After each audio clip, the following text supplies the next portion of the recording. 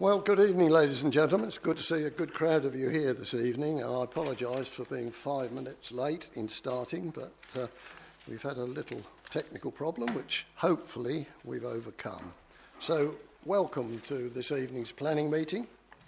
My name's Councillor White, John White, and I'm the chairman. On my left, I have my vice chairman, Councillor Heaney. The other councillors who are members of this committee are sitting on the tables on each side of the room, and they will be the members who will be debating and voting on the applications in front of us.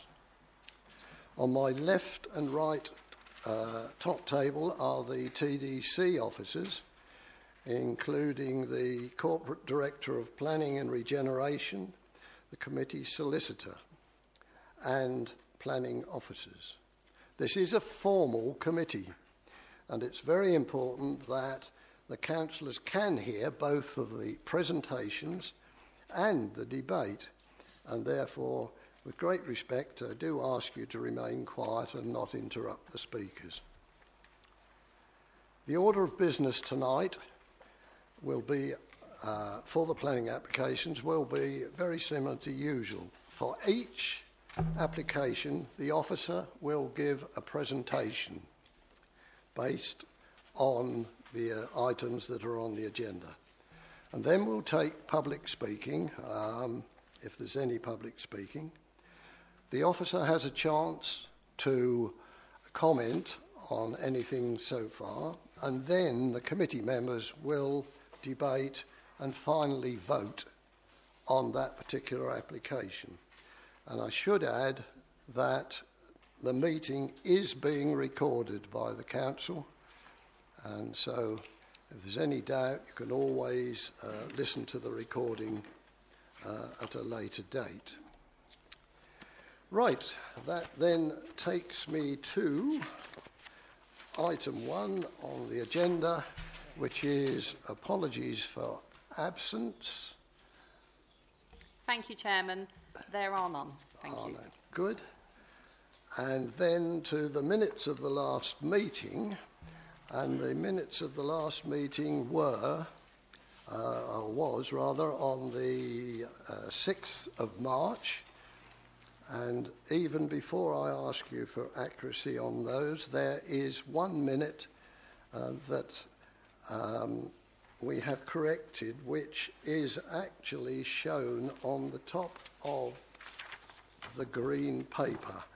It is, the application was to land to east of Tye Road, Elmstead, and the conditions should have been worded, no development shall commence until the footpath and highways works as shown on drawing 5161/216 revision C have been provided entirely at the developer's expense.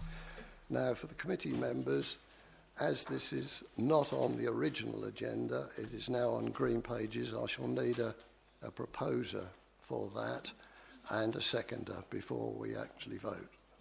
Right. I have a proposer and I have a seconder for it. Right. Okay on those two. In that case, I'm going to ask you, are there any other amendments that are on the minutes of the 6th of March that need any alterations? And the answer is no. In that case, can I have it recorded with this amendment that they are a true and correct record, please? I have nods all the way round. Okay, that I will do. Sign those. Thank you very much. In which case, from then on, we now go to declarations of interest.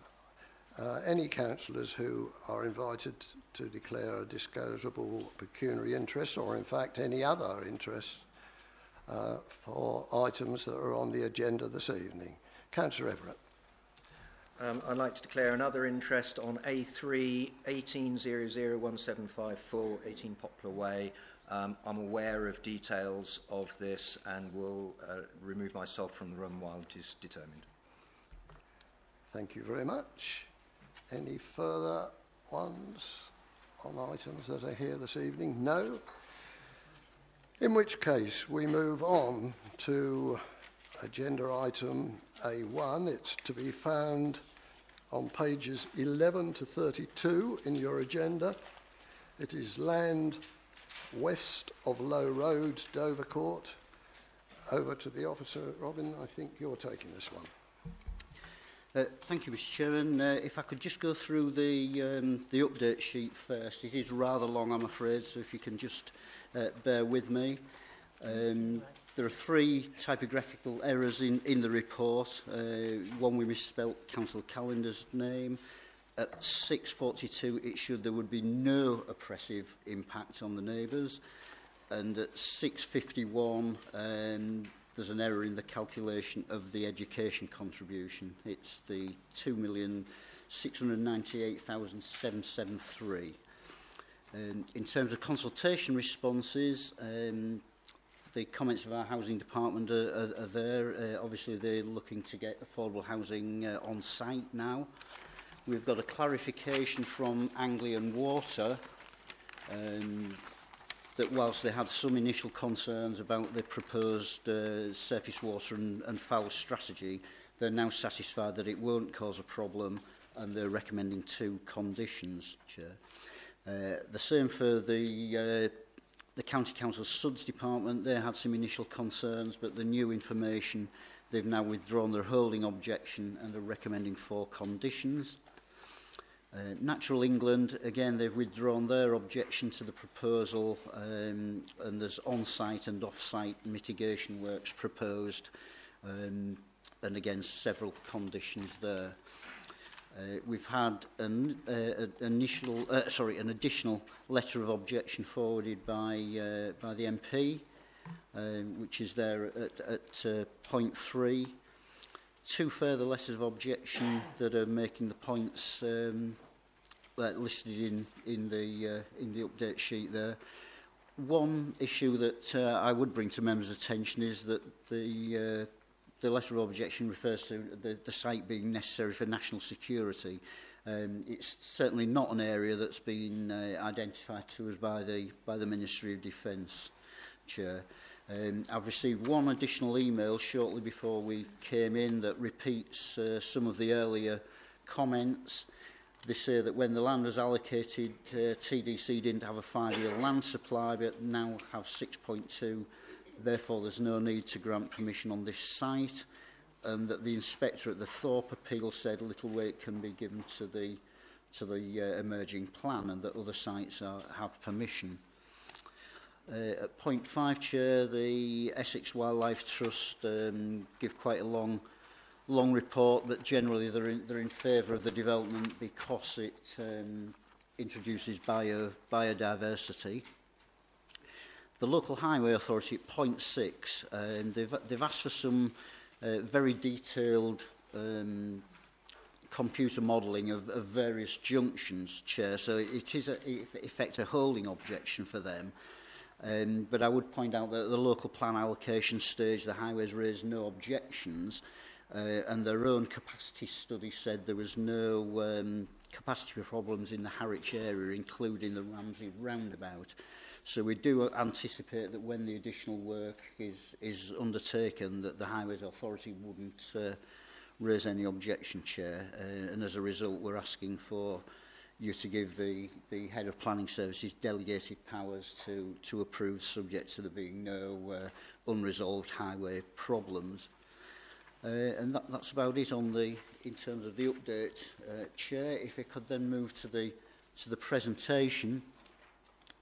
The site is the one that you see at the centre there, Low Road to the eastern side and Dean's Lane to the west, with the properties on the road at the top there. The site, which I'm sure you saw on your visit earlier today, it's a pretty rectangular site, bounded by quite substantial hedges on 3 sides. The layout plan that the applicants have submitted, it is an outline, Chair, with only the 2 access points being considered at the moment. Everything else is reserved for future consideration, but the illustrative layout there does demonstrate that you can get 300 houses on the site and the 5 hectares of open space required by the local plan. The plan in front of you there again shows the 2 access points that you saw today, shown as red arrows, and various other footpaths through the site which link to Dean's Lane, which is the public footpath on the western side of the site there. This is the illustrative master plan which shows the proposed area of open space at the centre. There's a kickabout area, a lap and a leap, and you will note the substantial boundary hedging that's either retained or enhanced, and some planting has already been undertaken by the applicant. That there is the southern entrance, which I believe you stopped and looked at earlier today. Again, the northern one at the very end of the substantial hedge planting. This is the view along Dean's Lane. That again is Dean's Lane with the new planting and looking towards Oakley Road. Again, the substantial planting belt that's already been put in, looking down Dean's Lane to the south. The mature hedge there is where the northern entrance would be going in. The housing on the left-hand side of the photo is the existing housing on Low Road.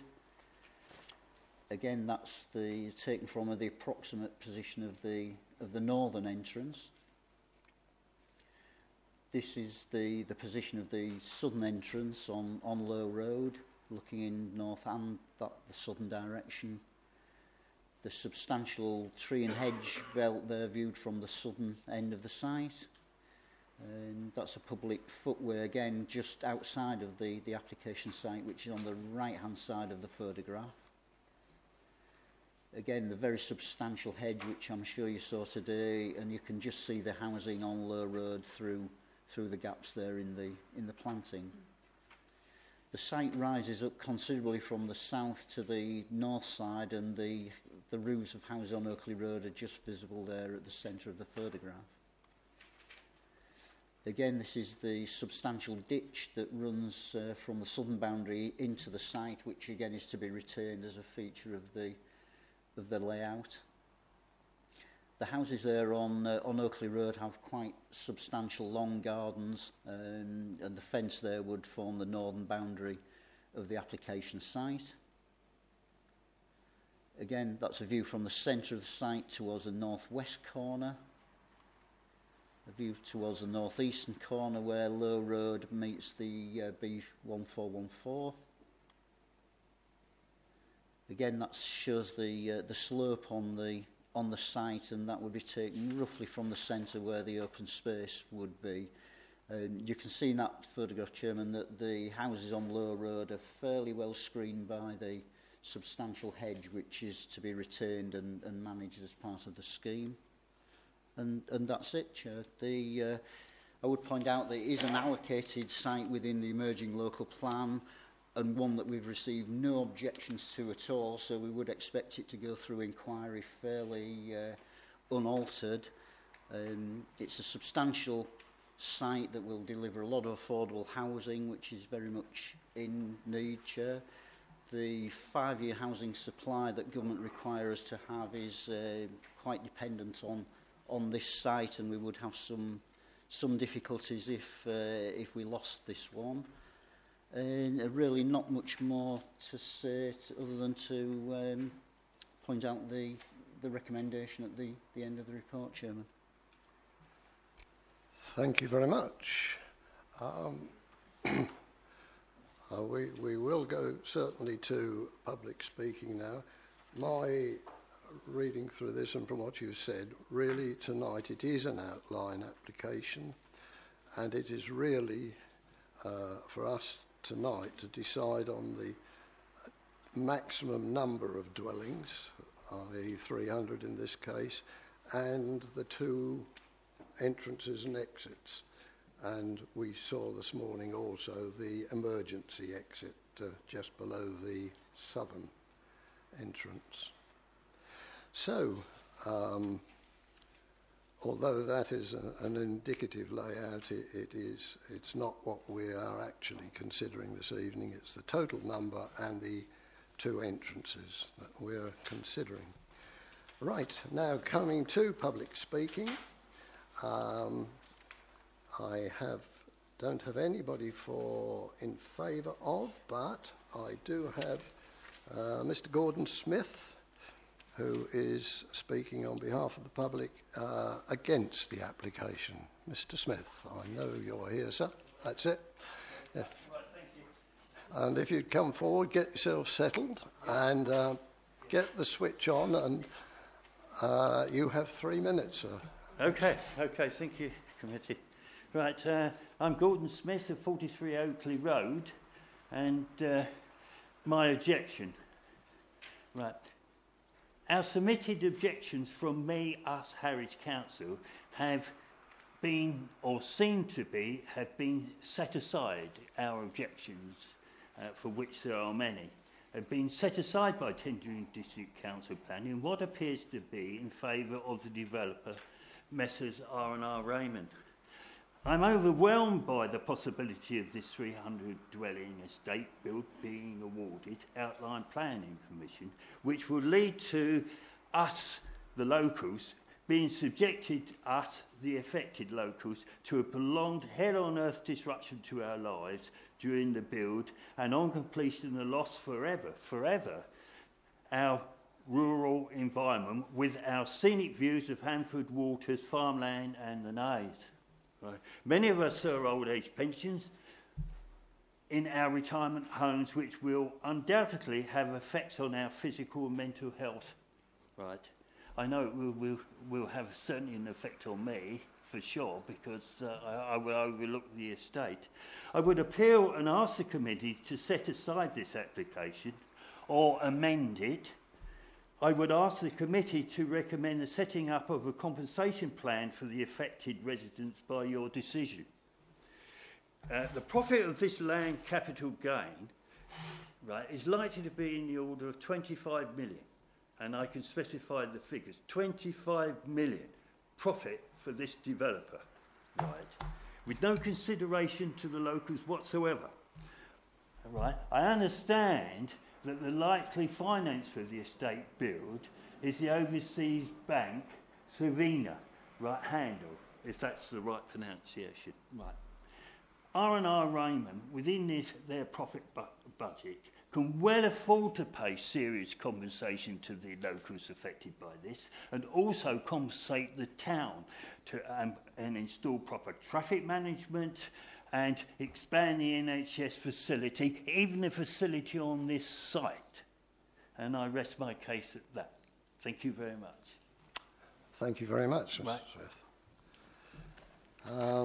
Now, I'm not sure if there is a representative from the Town Council, whether they did send anybody in the end. Nobody is forthcoming for that, in which case...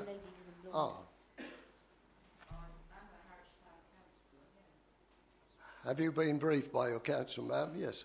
I was the one who put our initial proposal into the objection, which I have written. Right. If you like to come forward, I will take your period. But as a councillor, you appreciate we have to have a system, and that system is to let the clerk know that you wish to speak. Yeah, I apologise. I didn't realise that I would have the opportunity Okay. to speak. But Take a seat, and you have 3 minutes. Okay, well, Thank I'm you. Councillor Pam Morrison, Thank you. I'm the one of the representatives of West Ward, where this. Okay, well, our initial, I brought this with me, as I wasn't expecting, and I appreciate being able to speak. Our initial, if I read out to you what we put together, which was the proposal, which you will be aware of, I'm sure. Harwich Town Council objects to the proposal on the grounds that the local infrastructure on the Harwich Peninsula is insufficient to sustain an additional development of this size. We would draw the Planning Authority's attention to the CCG's statement that the 2 GP practices servicing the Harwich Peninsula would be unable to support this development.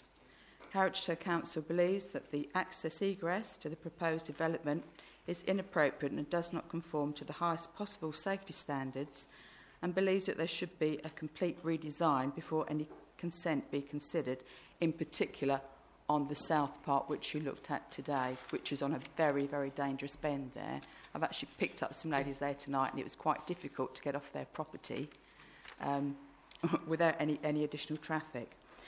Harwich Town Council remains unconvinced that sufficient attention has so far been given to the impact on, well, you've covered the wildlife, but the conditions on the A120. Furthermore, this is a significant development in terms of its impact on the immediate neighbours and the town as a whole. This was something that we all agreed on at the meeting. The problem that we have is insufficient doctors. We do have dentists, school places. You can't get into a doctor's at the moment anyway. Also, the majority of people on there, we have very little employment in Harwich, sadly. We have insufficient, A120 is not actually fit for purpose at the moment anyway. To have additional houses there, the additional traffic, especially in the couple of hour slots in the morning and at night time when cars are coming in and out, it's going to put additional traffic problems there for everybody. We have insufficient parking in Harwich and Dovercourt now, something we would hope may be addressed in the future. It's not just a question of not in our backyard. We really don't feel that we have enough there in Harwich and Dovercourt to support everything that goes along with this.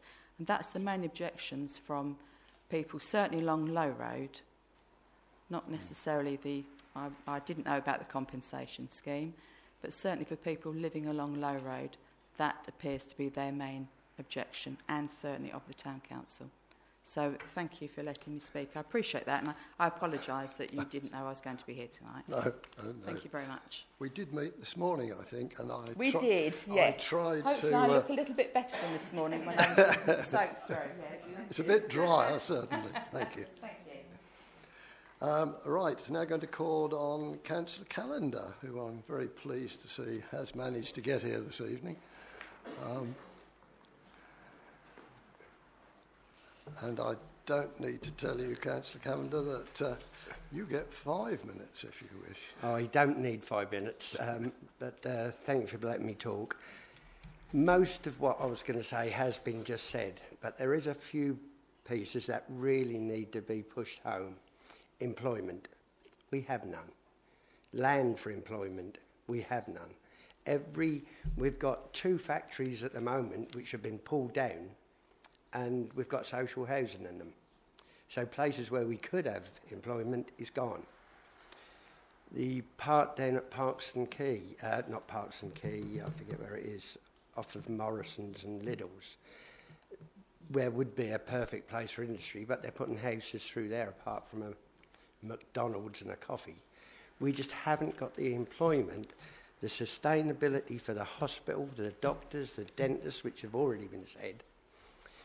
I did read this just a little bit, I've just got hold of this, about the drainage. That drainage runs down to the bottom, surface water. No matter how good you are at catching it, a lot of it will go down to the bottom where you have small dikes, where everybody from Harwich will tell you, the swans that live on the boat lakes migrate to there throughout the breeding season. Now, if that gets contaminated, that's a problem. The sheer slope of the hill, you know, I've just had a quick read of this about pumps and wildlife and things like this.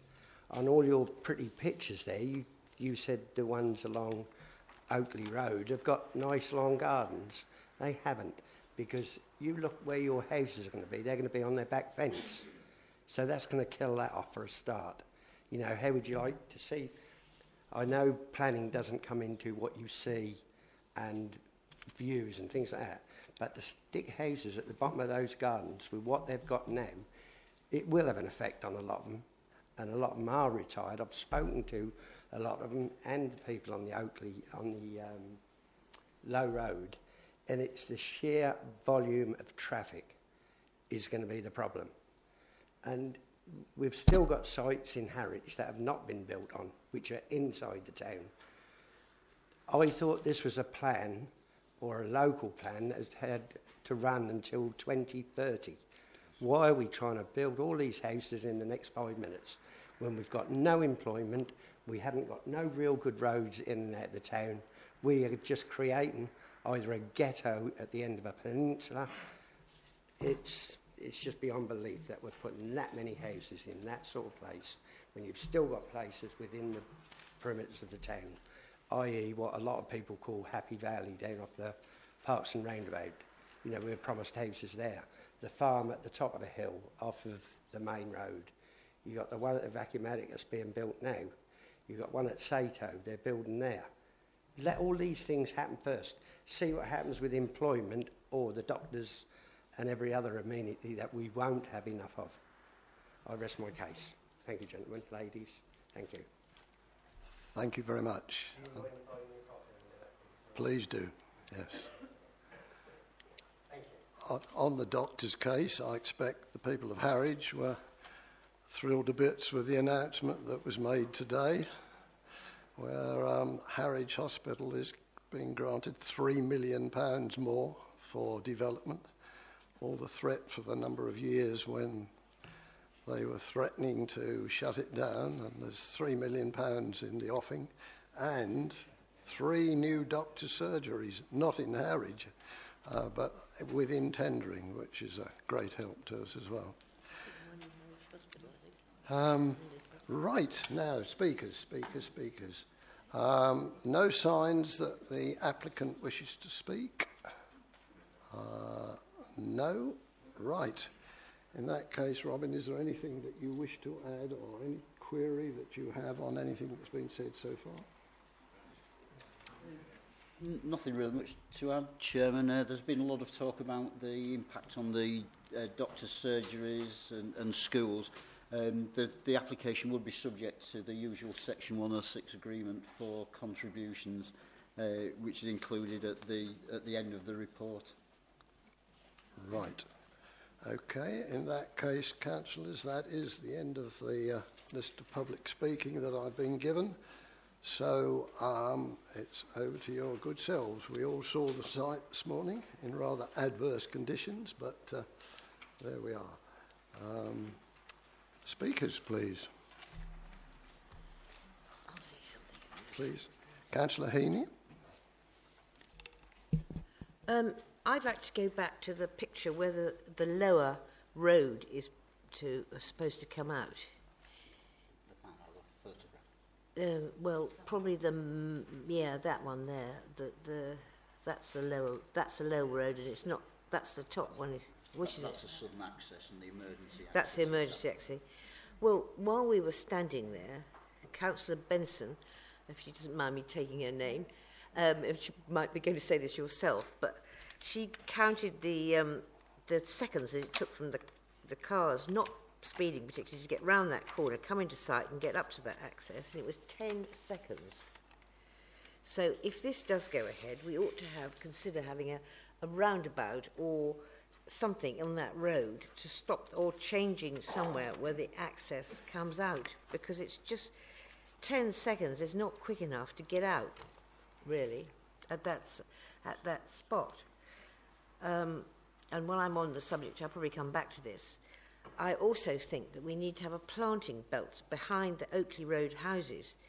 I mean, although they may have 26-metre gardens or anything, I'm presuming, I'm talking as though this is going ahead, but if we do pass it, we must have a planting belt. And at the moment, if you could possibly go back to the picture, there's no planting belt behind the houses. Well, a teeny planting belt. We need a thing like the substantial belts down either side of this thing. They need to put in a proper planting belt, not just a little row of hawthorn or something like that. They must have a bigger belt. Thank you very much. All right. Yes, Councillor Anderson. Thank you, Chairman. I noticed that the bit in the middle is 5 hectares. We've got 300 houses on the other 2 pieces.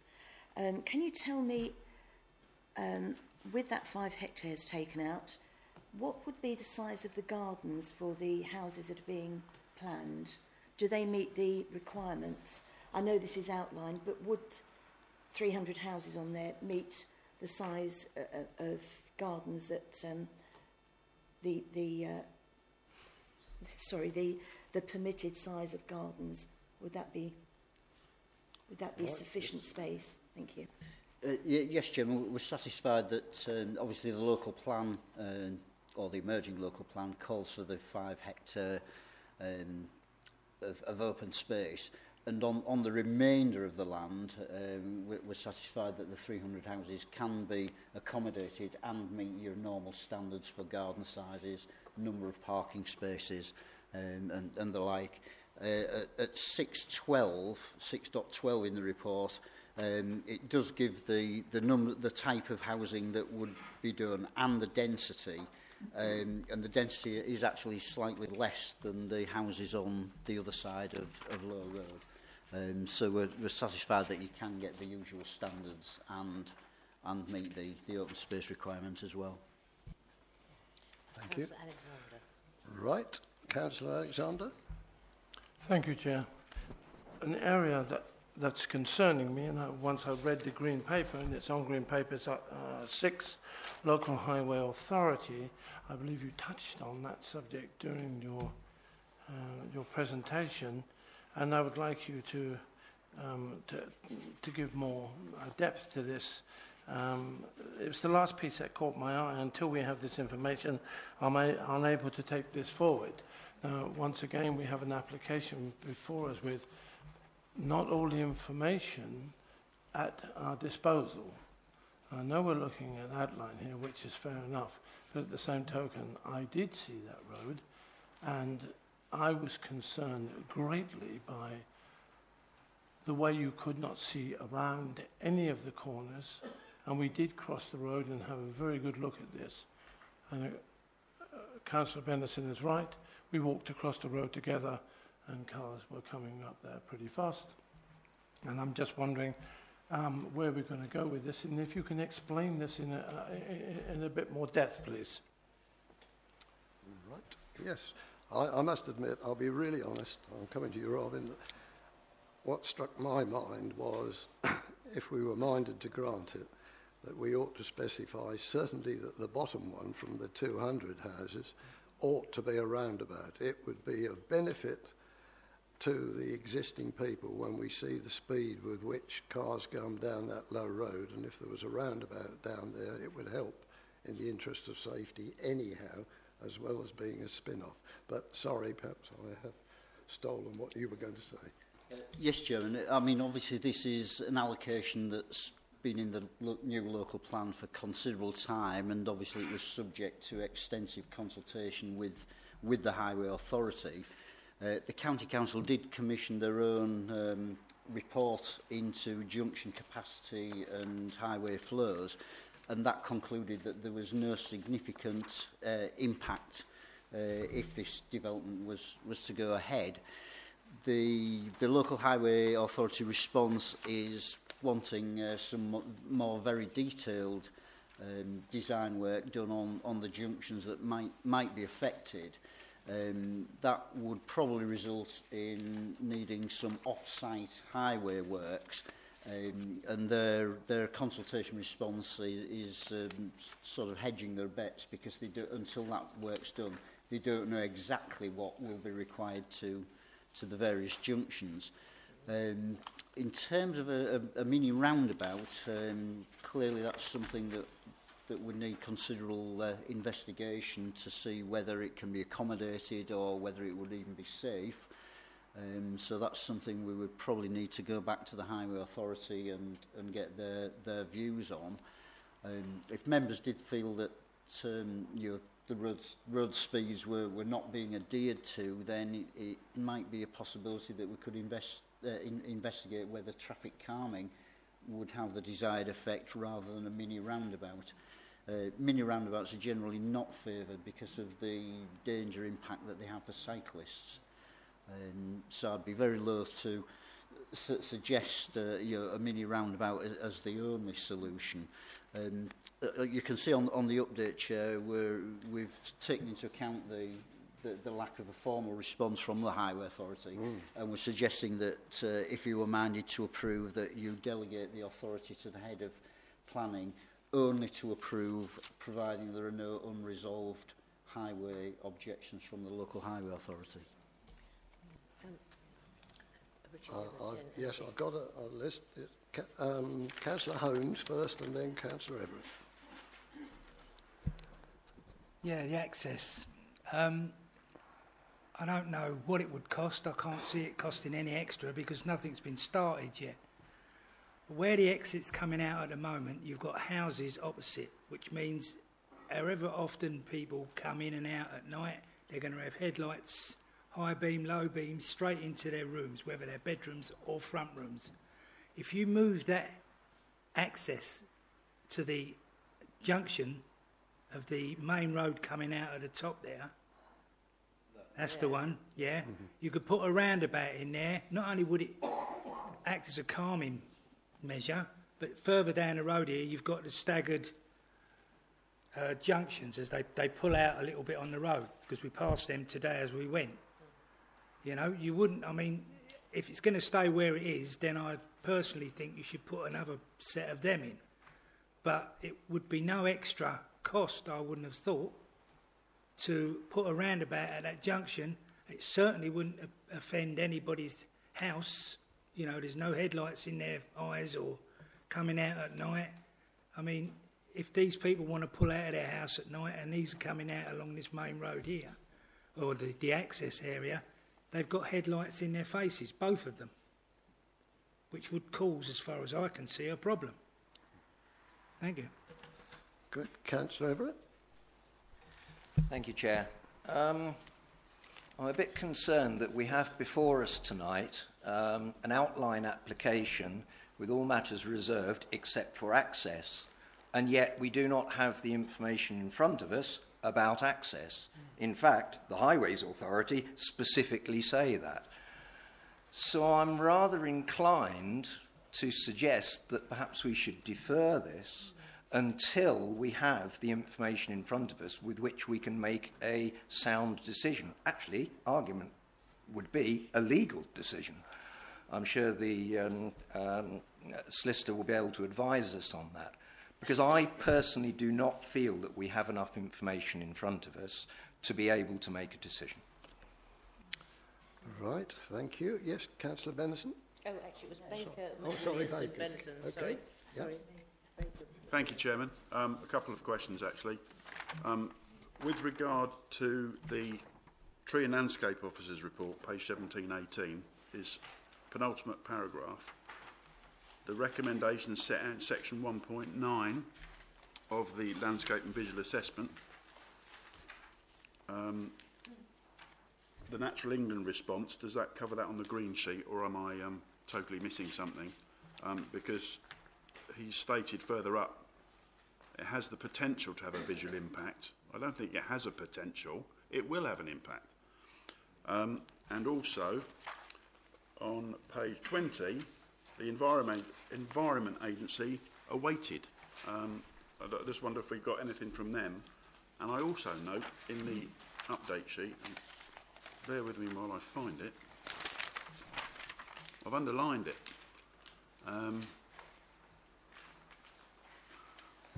The site could be potentially contaminated, well, I understand that, or contain unmarked war graves. If it does, I have a huge problem with that. If it doesn't, then, you know, fair enough. But I would, that's been mentioned by someone, and I think that should be followed up to see if there are any, or there's any records at all. I know there's going to be a condition, if we're minded to approve, that archaeological investigations take place. But if there are unmarked war graves, that makes it very, very different application completely, in my view, because they shouldn't be disturbed. Thank you, Chairman. Thank you very much. Councillor McWilliams. Thank you, Chairman. First of all, I obviously agree with my colleague over the reasoning behind wanting to move the access to where he suggested, because I don't think it's right that that should be on that bend, and there's a possibility, if highways agree, to be able to sort out an issue with that. Also, I agree with my colleague about no green line butting the top of the area there. Why do all that planting around and not do it along there as well? This is obviously if we approve. It does concern me that we do have in front of us a very long list of conditions, but we're only here to look at the access. But I've got concerns with things that may well need to be within the conditions as well. That piece of land that's been set aside there, there's every possibility in time that that could be built on. That concerns me. Having a largest village green in the country in my village, why can't that be registered as a village green so as in perpetuity it will never ever be built on? It was just a suggestion, but if we can put something like that in conditions as well, it would be interesting. I agree with the sustainability. There's no local train station near and handy, so there's nothing there from that perspective. The employment, doctors and schools, and I've never seen such a large sum from the Section 106 go to the schools. I'm totally amazed at that. And the question is, why build now? Why rush if we've got our 5-year land supply? Why rush into it? Because there's so many questions that haven't been answered, as we can see with what we've got here in front of us. I do like the idea of deferring it until we've got all those answers, especially the highways, because I think it's quite right, as Councillor Everett says, if we're considering the access, and that's all we're supposed to be looking at, we haven't got that information in front of us to make a proper decision. I think we should wait until we've actually got it. I know I don't usually go off on one like this, but I do think that, this is important. Benison. Councillor Benison, now your turn, sorry. Thank you, Chairman. Yes, on page 22, the bottom part of the Essex County Council School Service, the last paragraph, Essex County Council require the developer to ensure that safe direct walking and cycling routes to the local schools are available. Are there cycle paths available from this site to the schools? Do we know? Thank you. Right. Shall we save those points and then... Yeah. Yes. Keep it till after then. Yes. Right, okay, Robin, I gather he's giving to you. Yes, Chair, thank you. Quite a few there. The councillor on my left here asked about war graves. This is something that's arisen from one of the objection letters. There's certainly nothing in the official response from the archaeology department to say whether there would be anything on that nature. They are suggesting the usual conditions about doing preparatory studies and things. So I would imagine that if there were any war graves there, that the archaeological investigation would reveal that and would need to be dealt with appropriately. The issue of could we designate a village green, I would point out that the proposed 5 hectares of open space would A, be protected by your policies that seek to protect recreational areas, and it would be included in the 106 agreement anyway. We're not sure yet whether the open space would be offered to the town council, the district council, or whether there would be a management company to run it, but it certainly would be maintained in perpetuity through the 106 agreement as recreational space. It's my understanding as well that you cannot designate a village green when you're dealing with a planning application. I'm afraid I don't know the other answer to whether there's cycle paths all the way from this site to all the local schools. I'm sure the Highway Authority would have objected if they weren't safe, or they would require off-site works to improve them, Chairman. Thank you. I've got a list again, so it's Councillor Heaney first, then Councillor... Alexander and then Baker. Right. Well, what I read, and when I read the agenda, I thought to myself, this is not ready to come to the planning committee, because I just, you know, you need to have, it's come before us, and here's all the things we have here on this. So let's just see here. We have the housing additional responses, housing department, Anglian water clarification, ECC SUDS, Natural England, and then we have Essex Wildlife Trust and Local Highway Authority. Hasn't even commented, which is absolutely unknown. I personally can't take this all in as I sit down here at 5 to 6, which I should have come earlier, admittedly, but I like to have the agenda, I like to really look into things, and I like to read it through, and I like to do it over several days. And I don't like having to do this 10 minutes before. And for that reason, I would support deferment. And going back to the unmarked war graves, I've done this sort of thing myself. So what they will do is they'll do the archaeological people will do trial trenching on the crop marks, because there's crop marks there. And that's what they'll do. They won't do the site. Somebody needs to look into it via the army to see if there are war graves. It's very important, I think, to do this, and I could not support, as Andy said, building a house on war graves. This may be a red herring, but it's got to be looked up. Where did this come from? On there. Yeah, yes, there. Yes. So you see, I've missed it. Reading that, and I've missed it. So I really think that's got to be really looked into as well. Right. Councillor Alexander? Sorry. Okay. Right. I'd like to two things really. First, I'm going to back the war graves concept, because there was a huge transit camp in Upper Dovercourt. Being a Harwich tadpole myself, bred and born, I know that many of my family served and died as a result of conflict during the Second World War in that place. So yes, I'm going to back Councillor Baker on that completely. And also, if we look at Essex County Council Archaeology Department on page 22, their full recommendation is that a programme of archaeological evaluation. That's the bottom of that.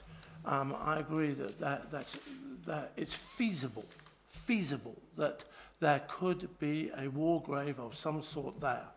And I will not be able to put my name to any of that, I'm afraid. The second thing is, I go along with your proposal, Councillor Everett. If you are so minded to put that up as a proposal that we defer this until we can make heads or tails of the whole thing with more clarity, then I will second that on your behalf. Good. And Councillor Everett has indicated that he would take it as a proposal. I'm not sure whether Councillor Alexander beat Councillor McWilliams or not for seconding it, but right, we take it as Councillor Alexander will be the seconder, and that is for deferment. Now, before I take the vote, I'm going to ask Councillor Baker. Councillor Brown and Councillor Farrell. Oh, yes, we Thank you, Chairman. The officer in his report stated that the 5-year housing land supply is dependent on this application as housing is needed. How many properties are designated for Harwich in the local plan, and how much has already been approved? Because I'm aware that some wards, including mine, only have a certain number, and we've already exceeded that by 100%. So it does make, I know it's in the draft plan, but I think that has some relevance. Thank you. Right. Councillor Brown. Yes, thank you, Chair. I want to put my weight behind Councillor Holmes and Councillor Everett's remarks. About the entrance, the top entrance being, in theory, better, and I think it ought to be deferred. And the last remark about the, what you were saying, the emerging local plan. And I would certainly like to say I think it would be a shame if these houses were built. This is just a side issue, because there is no employment in Harwich, and there hasn't been for 30 years. Thank you. Right, I have one more. Councillor Fowler.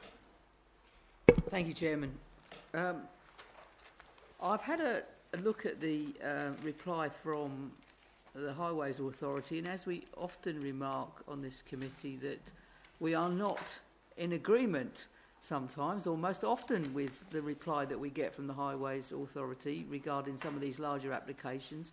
But on this occasion, we haven't got enough information here to consider. I don't feel that we have. And, of course, the concerns that have also been voiced by speakers and colleagues regarding the safety of those junctions, whether it be a junction or whether it be a roundabout. I know that road very well, and those bends on that road, there are blind areas on there, and depending on the speed, it's dangerous. It is dangerous. There's no doubt about that it's dangerous. The other concern that I have as well is the distance of the northern boundary from the rear of the properties on Oakley Road. I have concerns about that too, and I would definitely be with colleagues for deferment on this one. Thank you, Chairman. Right.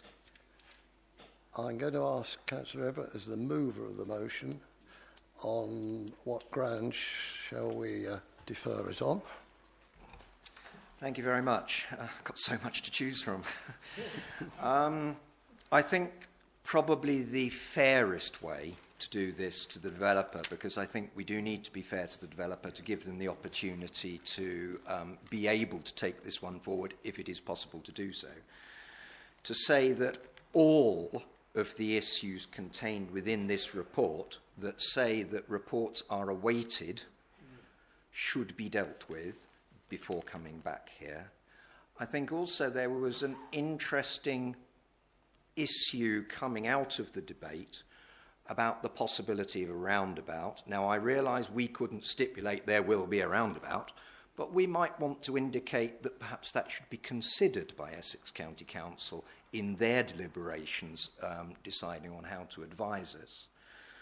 So I think that is probably, if you can put that into some form of wording, the fairest way to go about it. I don't know whether other members feel that there are particular points that they want to raise, but my guess is that actually there's a lot, and to name them all would be probably too difficult. So I think we need to have a grounding of all the question marks in this report need to be addressed. Yeah, thank you. Councillor Haney. I would like to indicate to the developer that he needs to put a tree line behind Oakley Road, or proper planting, when he comes back.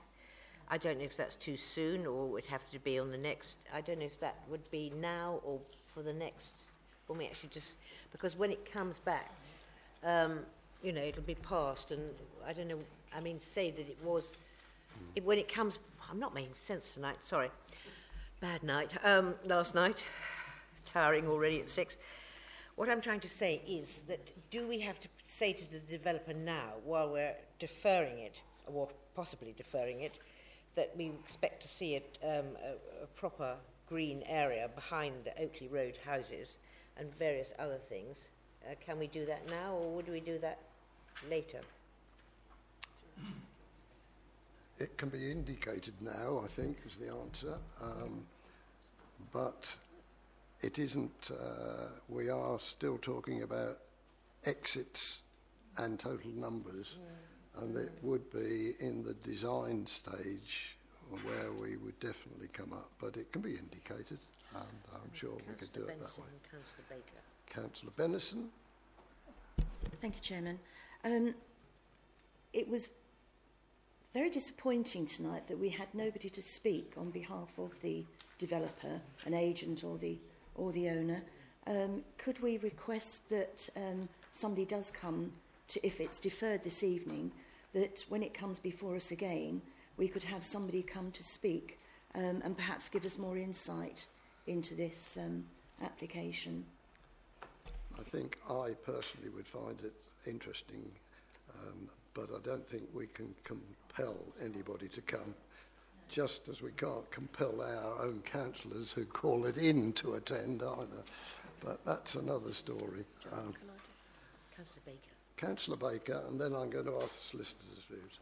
I mean, I'm quite in support of deferring it because we've had a number before us where we just sit here and go, actually, we don't have enough information. I mean, it could be, and you never know with highways, they can go either way. They could actually turn around and say no, completely. And that would make it easier for us. But they've obviously decided now that they want to get this further information, junction assessments, etc. And I think we need that. I know that, and like Linda says, there's quite a few conditions on there, and my concern was obviously not just about the Wargraves part of it, but it's been mentioned, and I'll bang on about it, it's been mentioned, one of the conditions, if we were minded to approve the outline, is archaeological investigations. Well, I would maybe, as part of the deferment, is ask the developer, if possible, that those archaeological investigations, I know they've done some, but they need to take this away and come back, having consulted with whoever they need to speak to, so that we can have a definitive answer when it next comes back before us to say if there are any or there aren't any, and that also gives a chance for maybe Harwich Historic Society, people like that to be spoken to and see exactly what's what. Thank you. Right. I'm just going to ask the solicitor whether we've got sufficient...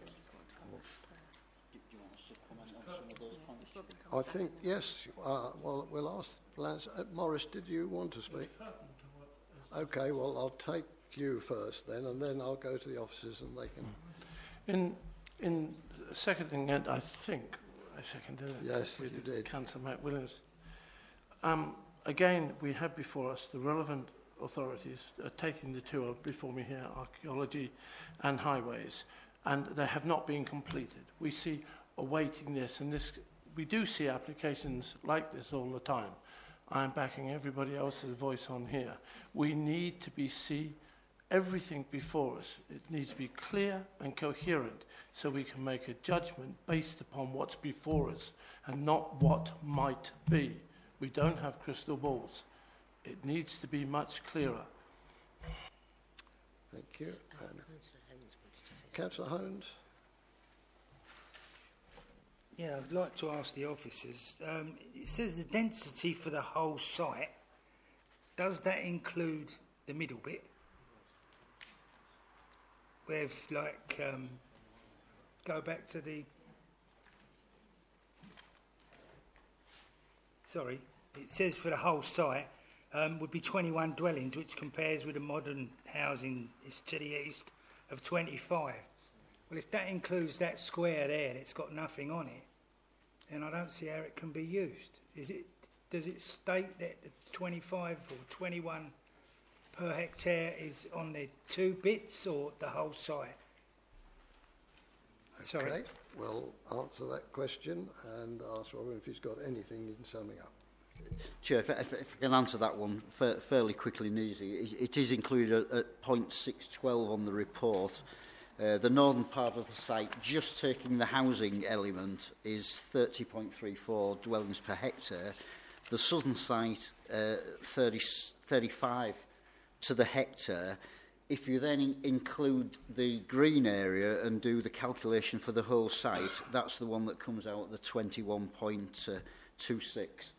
Surely you can't use that green site, can you? We generally calculate it across the whole site, yes. Mm.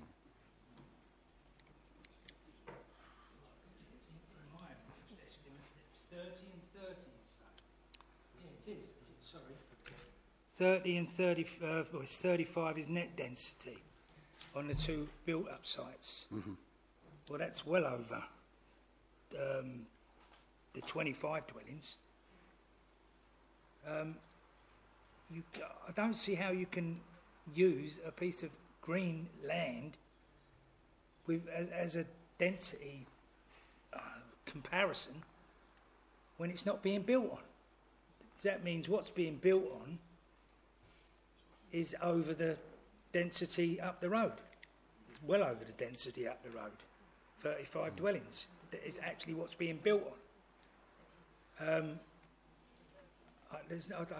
Obviously, I'm not an officer, I'm not a planning officer, but I just can't see to use green land as a built on, hectares. Right. Now, are there any other points? Yes, Councillor Everett. I hope this will help. I think what I get a feel from the committee of what they want to do.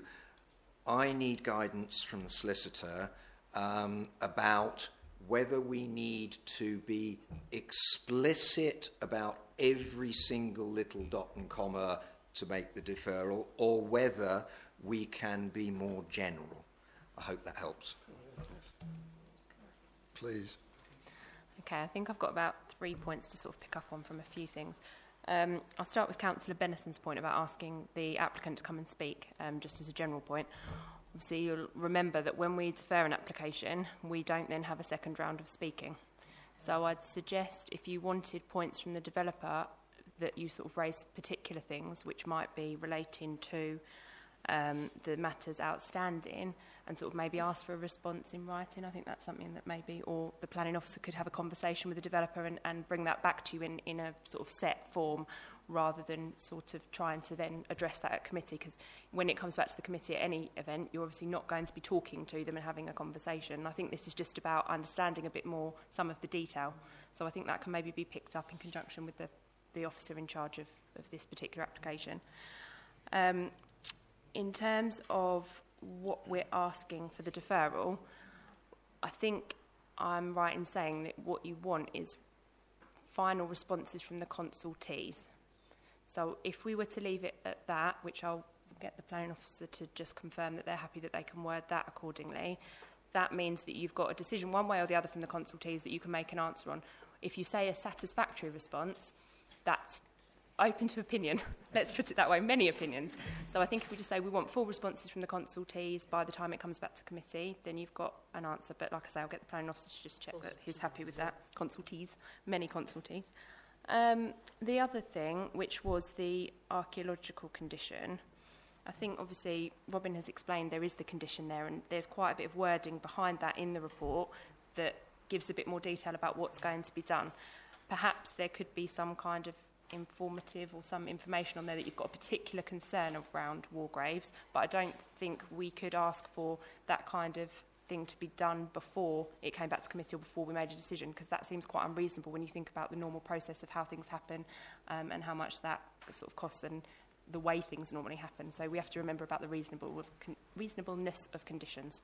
So I think that clarifies where we're at. If Councillor Everett and Councillor Alexander are both happy with that as mover and seconder, in terms of we just want answers from the consultees, and then if Robin has got any other points to add, I'll let him come back. What about the hedging at the north end of the site?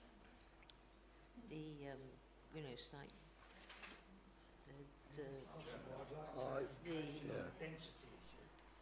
And also the putting a bit of green landscape. I'm going to ask Robin, and we're well over the hour. I'm going to ask Robin if he wants to add anything. Yes, Chair, if I can answer the Councillor Holmes one on density. Yes. There's always two ways of working it out. You can work out just on the housing element, or we generally take the whole site and then work it out including the open areas. The 25 to the hectare of the other side, that also includes any open areas within that estate. I don't know, to be fair. Again, Chair, if I could just comment on the issue of consultees. Obviously, we don't have any control over the external consultees and how they operate. We have had a no objection from the significant ones, SUDS, Anglian Water and Natural England. I would suggest that the only really significant one that's still outstanding is the Highway Authority. That clearly we can put pressure on, being our colleagues in the County Council.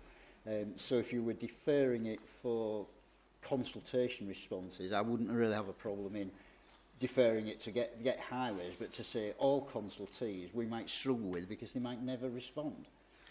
And most of them are not statutory anyway. So I think if you were clear that you wanted the Highway Authority response when we bring it back, that should not be an issue.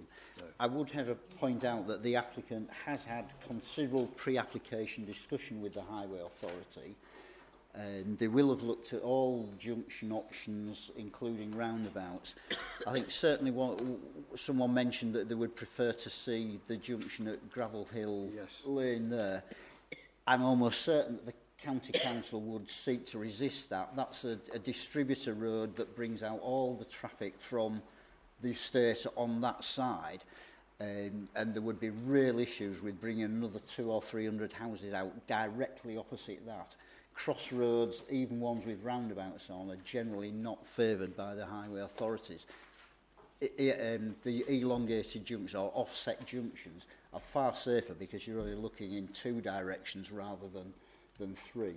So I'm almost certain that the highway authority wouldn't favour bringing the access out at that position. Otherwise, they would have said so. Yeah, I mean, it is something we can ask the Highway Authority about, Chair, but I'm sure they wouldn't be in favour of that.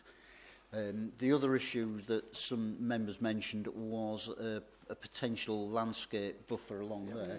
I mean, clearly this is an outline and we're not considering landscape at the moment. The other boundaries that are heavily planted, that's existing planting, and there's quite public amenity issues on that. The northern boundary will be an internal boundary between the existing residents and the new residents. Generally, we don't seek to do landscaping on that. It's not normal to require landscaping to protect a private interest rather than a public one. So again, we could have some issues with that. It is appropriate to seek some sort of boundary treatment, perhaps fencing, but a landscaping buffer, I'm not sure that we could justify in planning terms, Chair. I think the only other issues that were raised by members was the one about the 5-year land supply. That it is a very complex issue. It takes into account all existing permissions, and it's a rolling programme. You can't say, right, we've got it, therefore we don't need to approve anything. It's an ongoing thing that we must maintain. If we don't keep bringing applications to committee and them getting approved, we suddenly won't have that 5-year land supply anymore. Liz Benson wanted to say something. I'm going to say I did declare we would take a vote after the officer, so I'm going to do that now. You know what the proposer has in mind, and after it's been explained what we can and what we can't, I'm going to ask you to vote on that. Those in favour of deferment on those terms, please show. And if I put my 2 penneth in, that is unanimous. Thank you very much. That application is deferred.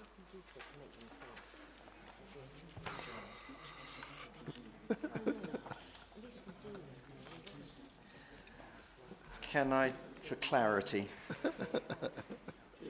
be quite clear about what we are deferring? Yes. Because the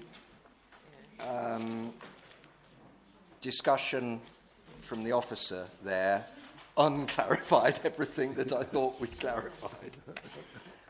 Just what are we deferring here? Because it is my view that it is more than just the highways. It is much wider than that. Just not the highways. Alison's happy to say she's taken a set of words down. So, right, I'm going to ask the planning officer just to read out what she's actually. If I could just come back with what I've noted on my action sheet. So I said deferral to discuss with highways a roundabout alternative southern access point. Also to get the highway authority's formal comments on the proposal. I've put a note about war graves, which we will see if we can find out any information on that in the meantime. I've heard a mention about Essex Wildlife Trust comments. They're not a statutory consultee, so to defer until we had their comments, they often don't comment on applications. So, oh, sorry, they have on the update sheet. So it would just be, in our opinion, that highways is the only consultee that we would need to wait for. Again, it's not a flood zone. It's not a site that's known to be contaminated, so they wouldn't be a usual consultee. But we can chase them up as well. We'll chase outstanding consultees. But if you're happy for us to bring it back once we've had highway comments, because in other cases we'll chase them and they may not come back. Right, you have voted on it. We now know what we voted on, thank goodness. And I'm going to move on to agenda item 5, which is a planning application. It's a two-stage one, actually, one for development and one for advertising. It's at what's known as the Cottage site, Ipswich Road, Colchester. I think it's the last tendering property, I think, on Ipswich Road. And as I say, it's a two-stage one. The first one is the development, the second one's on advertising. So if we take the development as the first one, and we give the chance for those people who were going to leave, give them a chance to leave.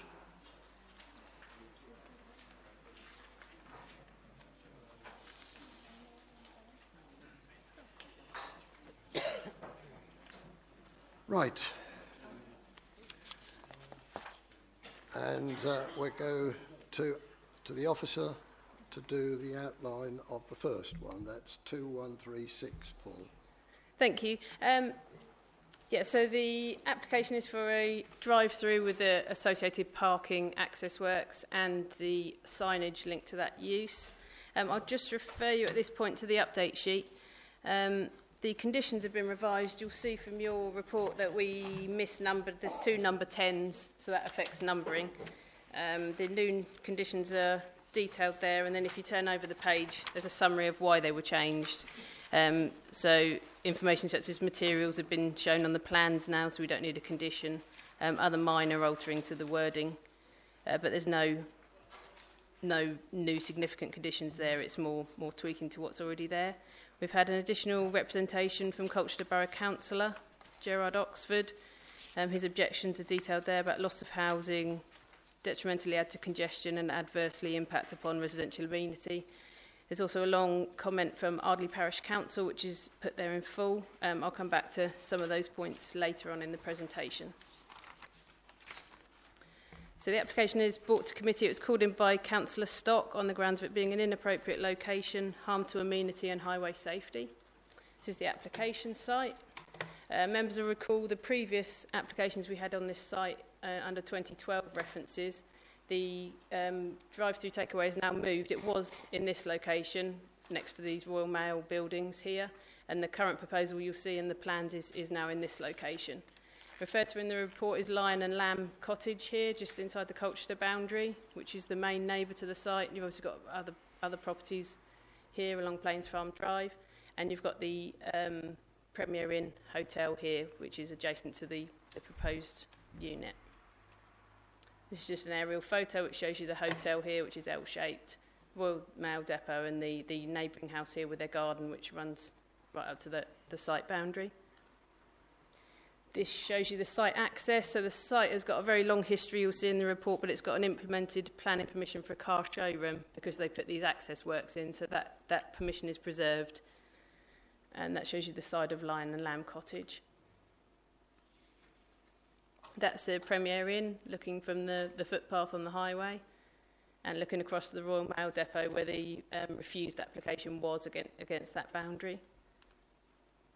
Again, looking back to the immediate neighbour and looking to the front of the site, the Ipswich Road, and a closer view of the hotel.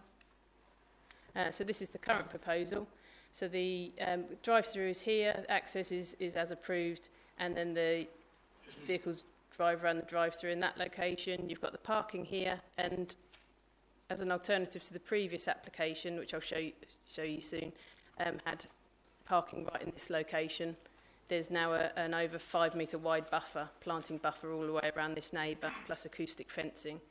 There's also acoustic fencing proposed up to the boundary of the Premier Inn Hotel.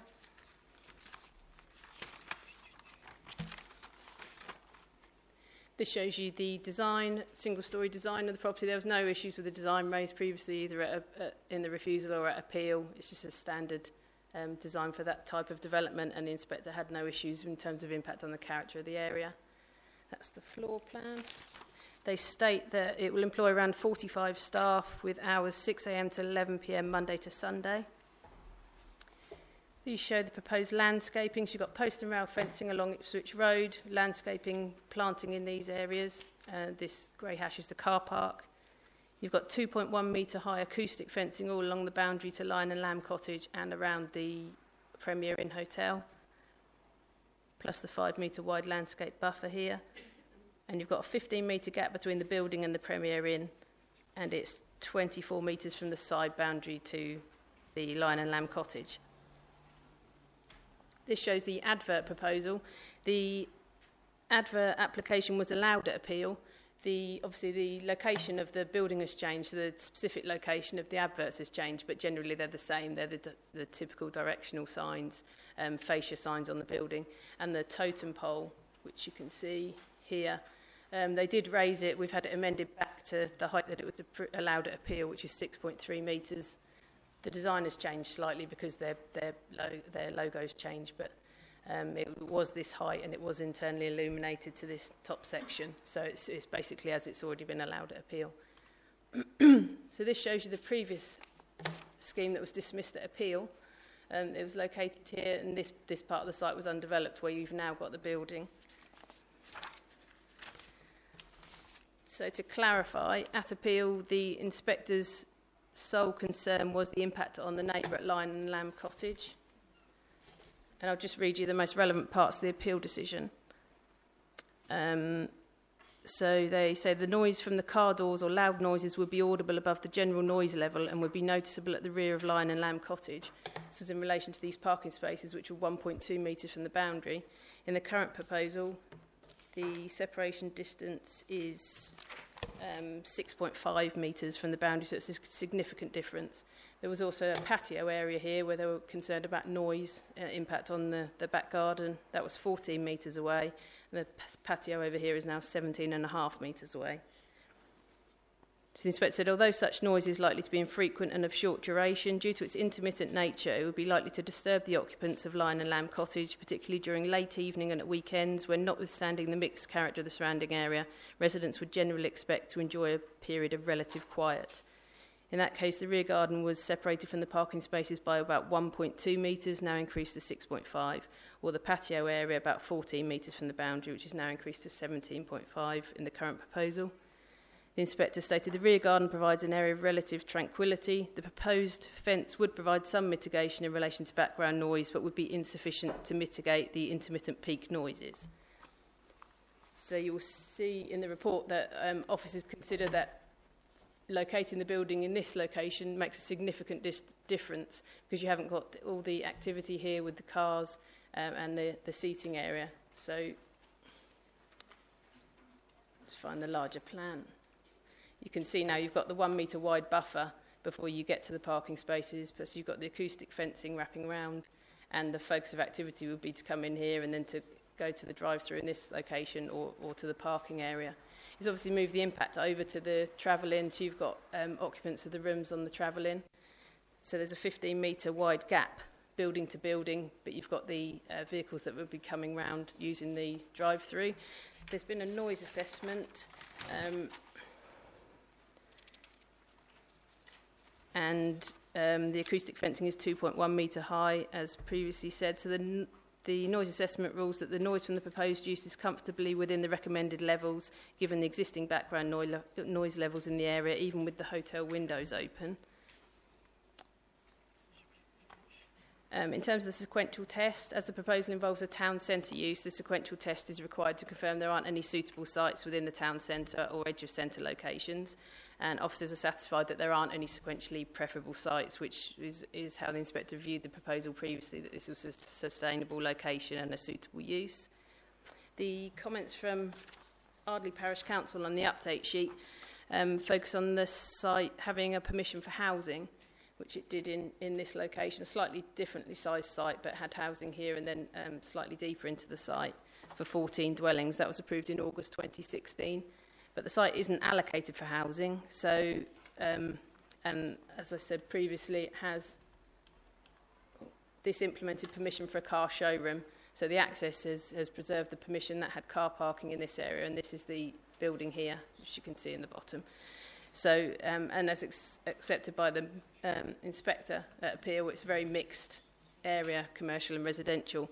So the outstanding permission for the housing doesn't affect consideration of this proposal for commercial, and that each case should be assessed on its merits. We have a 5-year supply, and we can't argue that the existing permission would affect housing need.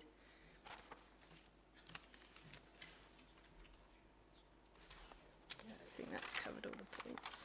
Thank you. Right, now, public speaking. I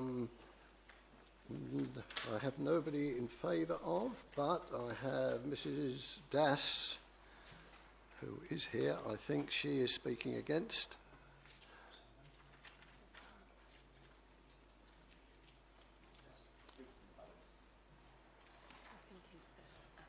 Sorry, Chair, I have registered to speak in support of the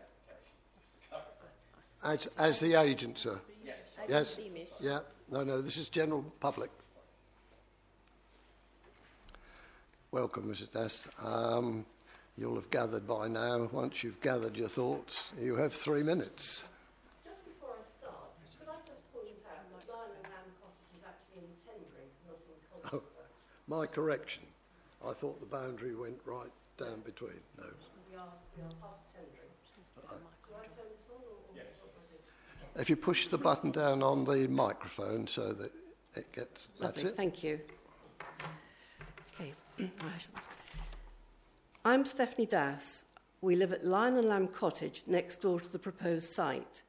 I would like to voice our objections, and I speak for other local residents who will also be affected by this proposal. These include long hours of business, 6 a.m. to 11 p.m, 7 days a week, would have a major negative impact on our amenity and Premier Inn guests. The new plans show car parking at the foot of our garden, so we could expect noise of people talking and car doors shutting for 17 hours a day as cars drive along the side of our property. The main illuminated 6.3 metre tall advertising sign with an enormous bucket on the top is a completely different design to the original 2013 application. It is totally out of keeping with local signage. It will dwarf our house, set the wrong image for visitors entering Colchester, and be a potential driving distraction, with the excessive light pollution from the sign affecting residents' homes and gardens. Litter will collect in Plains Farm Close. Ipswich Road already suffers from litter thrown from car windows, and this will simply add to it. A KFC here will lead to the risk of vermin. There will be the smell of fried chicken. KFC assure us that they have sophisticated filter systems, but you only have to stand at the opposite side of the car park to the KFC in Clacton to know that you can still smell chicken. KFCs say that they have considered other sites.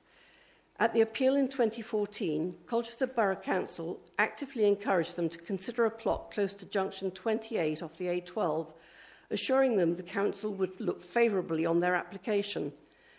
Since then, there has been a significant increase in traffic flow, and as such is a commercially attractive location for KFC. We can't understand why they don't consider that as an alternative rather than a predominantly residential location. Traffic on Ipswich Road is always busy, but at peak times it can be really difficult to get out of our driveways and Plains Farm Close, all very close to the site entrance. Some weekdays, traffic backs up to the A12 roundabout any time from about 4 p.m. onwards, and a KFC here will only add to the risk of an accident as drivers get fed up with waiting for a break in the traffic and try to cut across a line of cars. Businesses on Several's Business Park are also calling for action on traffic congestion, Getting out of the business park at peak times to join the Ipswich Road is causing major concerns. In fact, Essex County Standard reported on this only 2 weeks ago. Finally, the planning permission granted in 2016 for 14 residential properties here is far more suitable, especially in light of the recent emphasis on house building by central government. We urge you to respect the views of so many local people, residents, MPs and councillors alike, and reject this application in full. Thank you. Thank you very much. And I apologise for getting your boundary wrong. And now, acting as a representative, legally acting as a representative for the parish council, it would be Rodney Das, I think.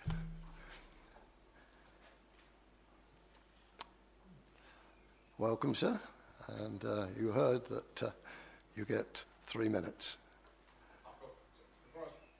Before I start, I've got all I've been asked to do is read out the objections that Councillor Barrett has already sort of lodged. So I'm not going to get through both of those in 3 minutes. So are they the ones that we have issued and they are on the green sheet? Yes. Okay. So Lang is particularly interested in this one. All that the councillors already have, I'm sure I saw them on here somewhere. Yes, they are. It's the very last item, isn't it? The parish council believes that the planning officer's been misled. Is that the...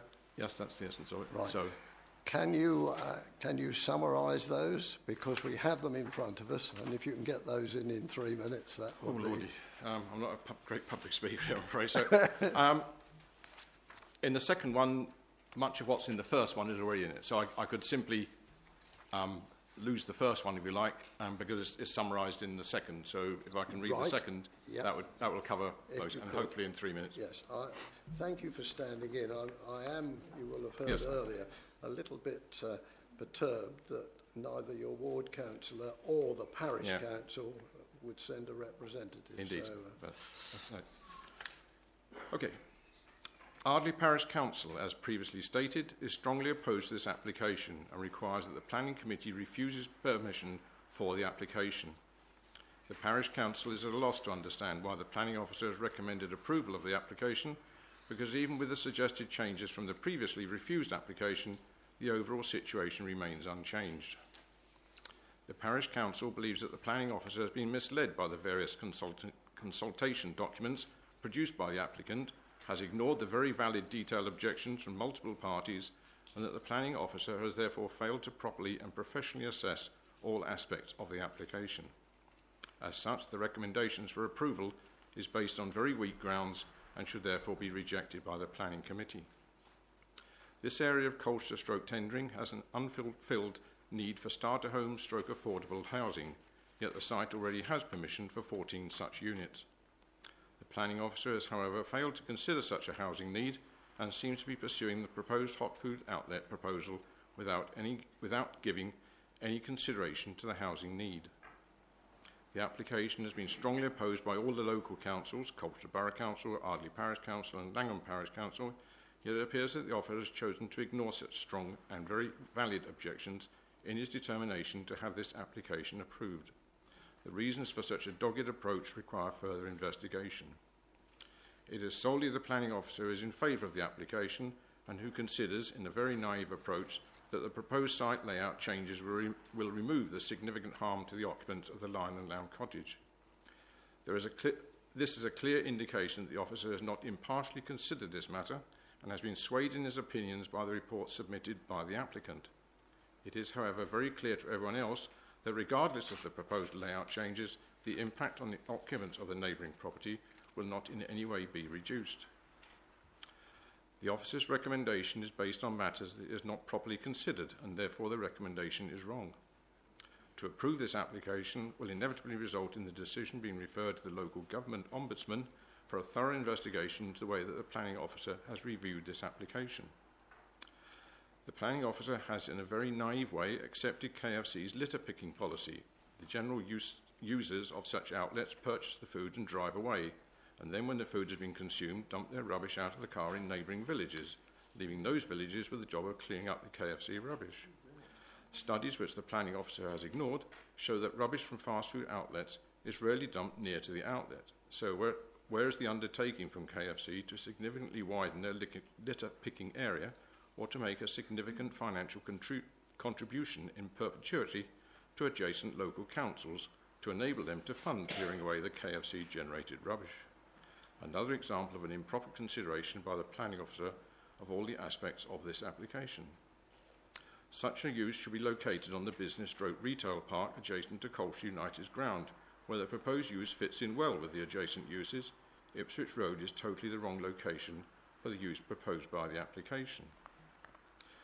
The recommendation to the Planning Committee is based on, at best, a very basic investigation by the Planning Officer into the significant impact of the proposal into the adjacent area.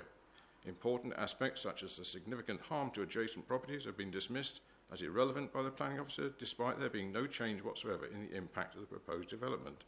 Just moving things around on the site does not remove the impact of noise pollution, vehicle pollution, general impact on adjacent properties, impact on the vehicle movement on the highway. The Planning Officer has demonstrated a clear failure to properly investigate or assess the real impact, and therefore the officer's recommendation cannot be trusted. In the circumstances, the application must be rejected. Thank you. Thank you, sir. You were only just over the 3 minutes. Right. Now we have, we have either the applicant, the agent, or his representative, Mr. Adam Beamish.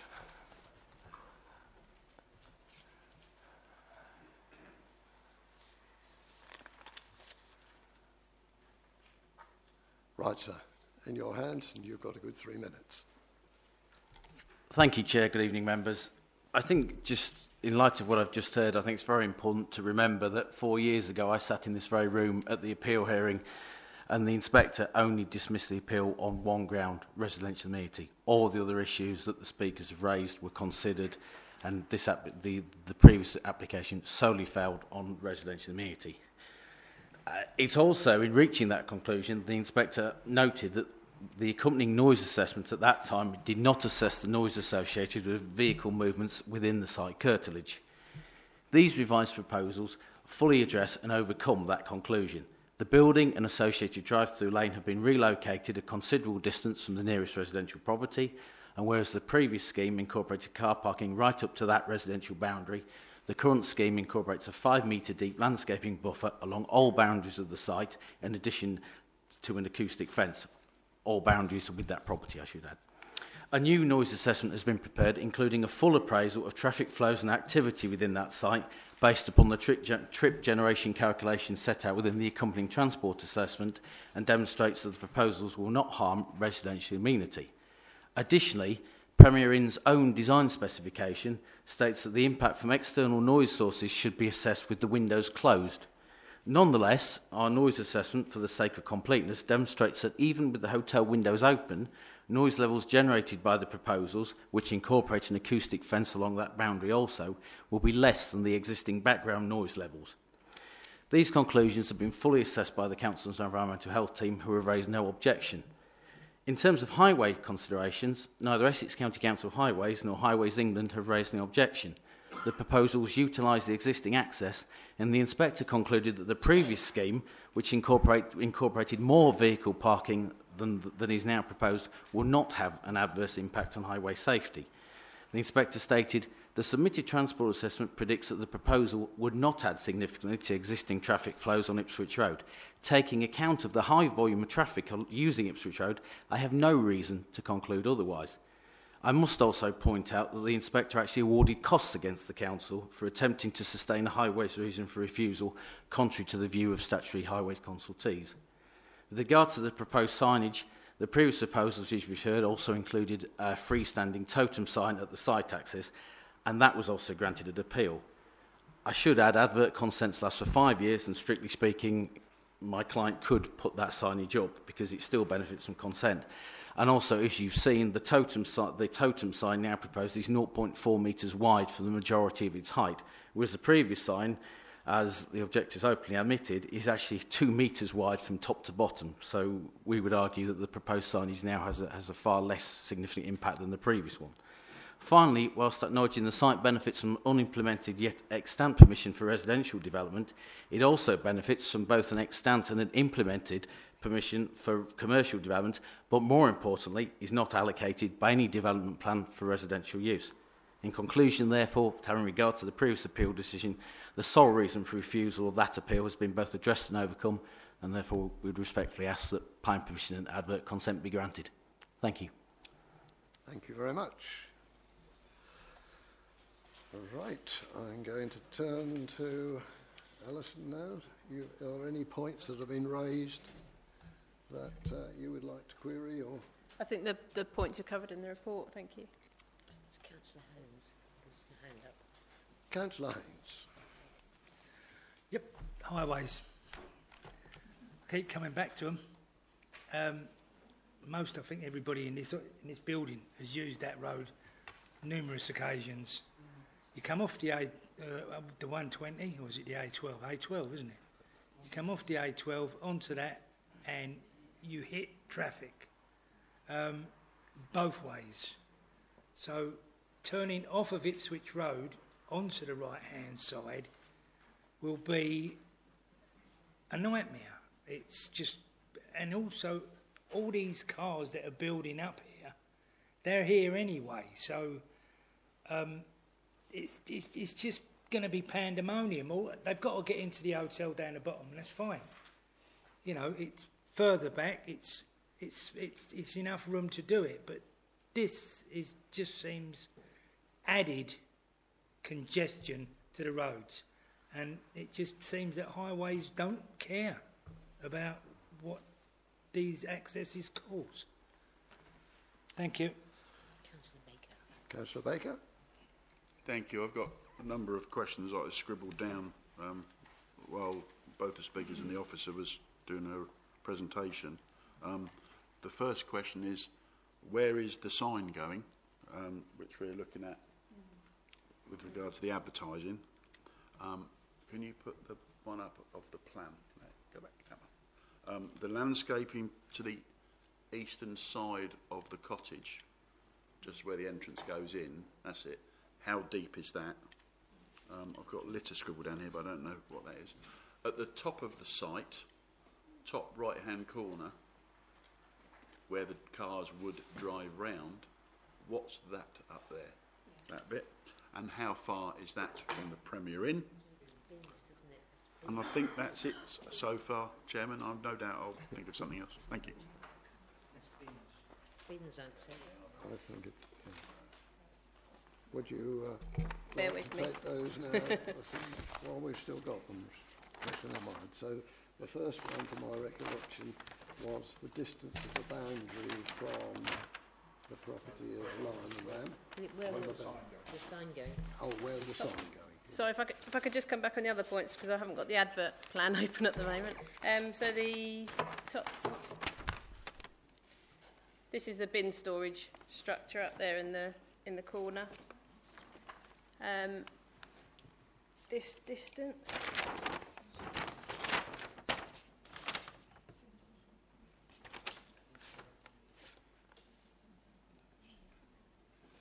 is 7.5 metres from the applicant's existing red boundary line. The blue is the acoustic fence, so this distance is 7.5 at its most.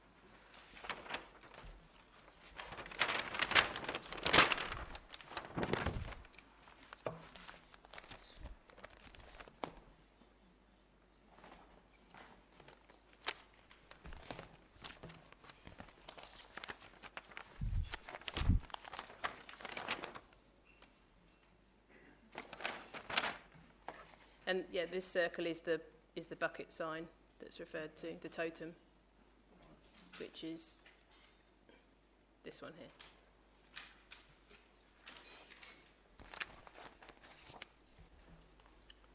There was just the bin store. How far is that from the boundary, please, if we could have that? Thank you.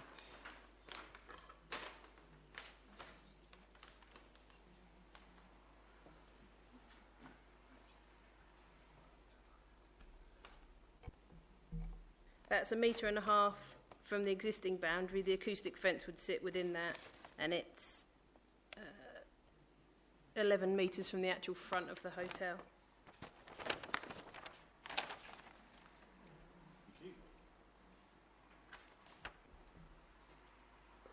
Right.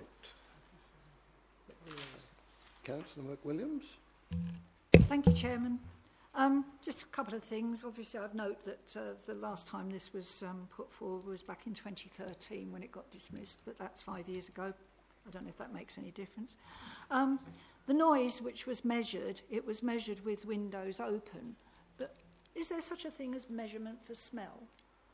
Because the comment has been made that we can smell Kentucky Fried Chicken every time you go down to B&Q or whatever in Clacton. You do smell it. So windows open in the Premier Inn, I just wonder how that would fit into the equation. And the access, I actually agree with others that have said about the access to the site. I know it's got the actual lane that's bringing it in from the traffic coming off the A120, but that area really does back up with a lot of traffic, and that is a concern, especially in the morning and even in the evening when you see the amount of traffic that comes through. I mean, I've been caught up there when I've been, sorting out things at the hospital, and it's not the road to be on. But I do have concerns about the amount of traffic there, but we all know that highways is agreed, and we know we don't argue with highways, but I just thought I'd make that point. Thank you. Councillor Heaney. Well, the acoustic fence isn't even 7 feet high, and the hotel is much higher.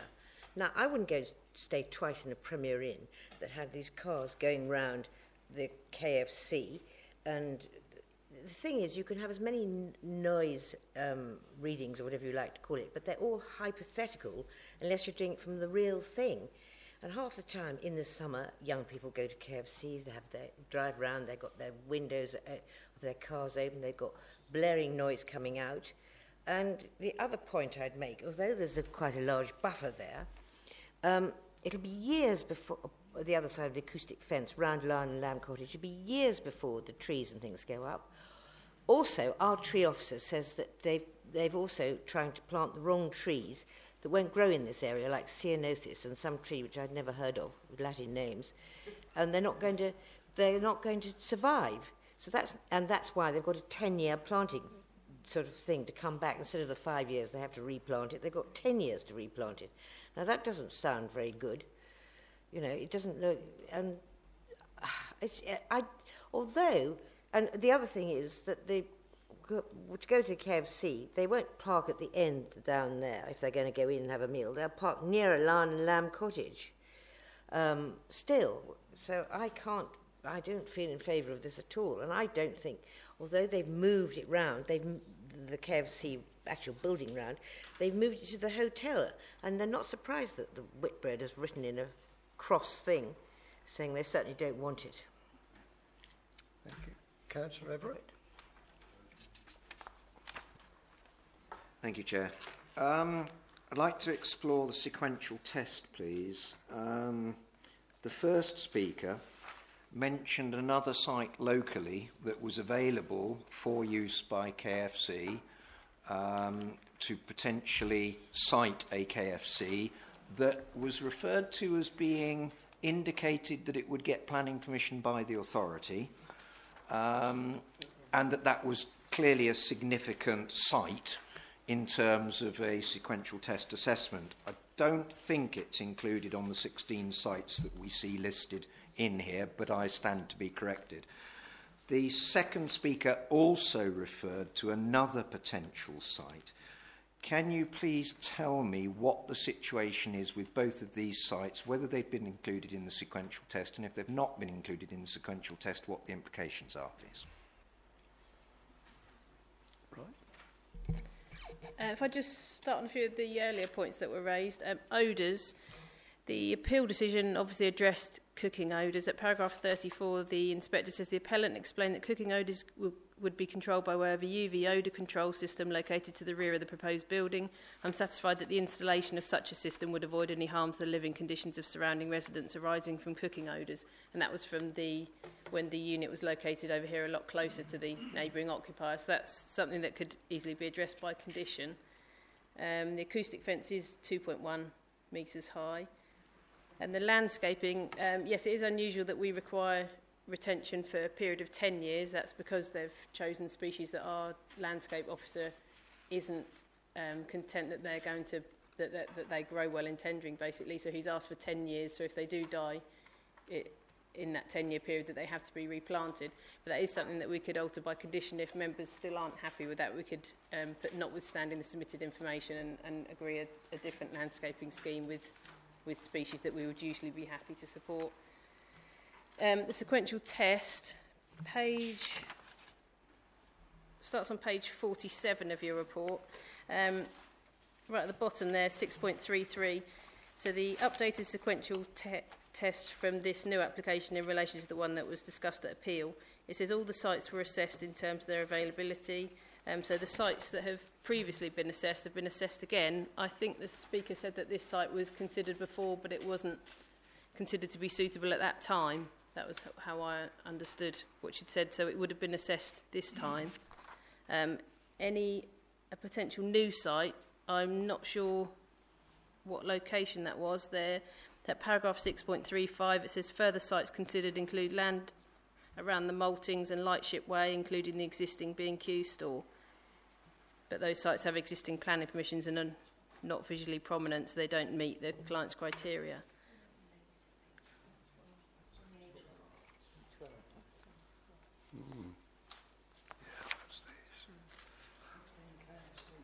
Right. Councillor Alexander's on my list. 2 points, if I may, please. If we look at the plan as shown, the entrance or splay to, am I right, to the bottom here, the bottom left-hand side, that is where the lion and lamb cottage is. And could you show me where the acoustic bats are going? It's the deep blue colour here. So now, the little piece that's in between the cottage and the entrance, who does that piece belong to? Is that a part of the lion and lamb cottage? This area? No. Come back to the front, to the splay. And then if you go in by the lion and lamb cottage, there's an area, a driveway in. Is that belonging to the cottage? To the bottom, left, that's it. You're nearly there. Keep going straight. That's our drive. That's it. Look, go to the cottage if you don't mind. Thank you. No, to the right, slightly. There, you've got it. That's it. That's what I've been trying to. Sorry about that. My crazy. Correct. So who does that belong to? The cottage. The cottage. It's the garage. That's fine. Okay. So the acoustic bats are on there. Two things on those. One, I've had some dealings with those in the past. They're quite unsightly to look at. Is there any undertaking their side, on the lion and lamb side, to enhance the or what could be quite an unsightly looking thing? And the other thing, do you know what the decibel ratings of those beds are?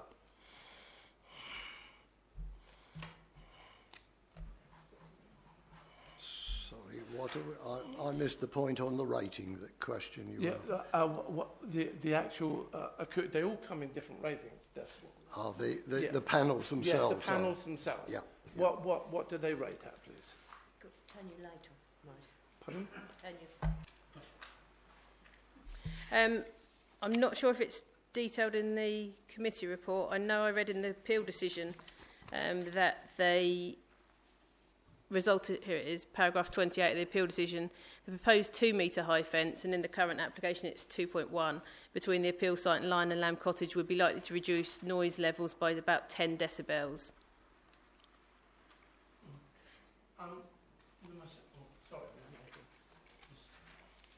The second part of my question, if I may. working on our own KFC at Brook Farm, when that was put together, the whole plan, we were promised that an amazing clean-up scheme would take place. Unfortunately, for those of us who were involved in going round and looking at the aftermath of that, between people discarding packaging and the seagulls, in the mornings after a good session, there's quite an absolute mess. As you come into the main gate there's no gate going to be fixed permanently, is there? Not proposed. And at 11 o'clock at night, there will be access right the way around that site. I can see problems looming for the company in respect of people using that with their cars and little chat rooms and things. And I don't see how they're going to contain this. I really don't. And I do not believe that it is fair on Lion and Lamb Cottage that they should have to look at those unsightly, because they will be marked. I mean, there's marking on them that has to tell a rating of them, and I don't think it's going to be fair on that on the residents, and in fact the whole neighbourhood. I don't see it's going to benefit. The lay of the land there from that area down to the golf links or course as you cross the top of it is prone to very heavy mists and fogging, even on the sunniest days they are prone to that. And any bleen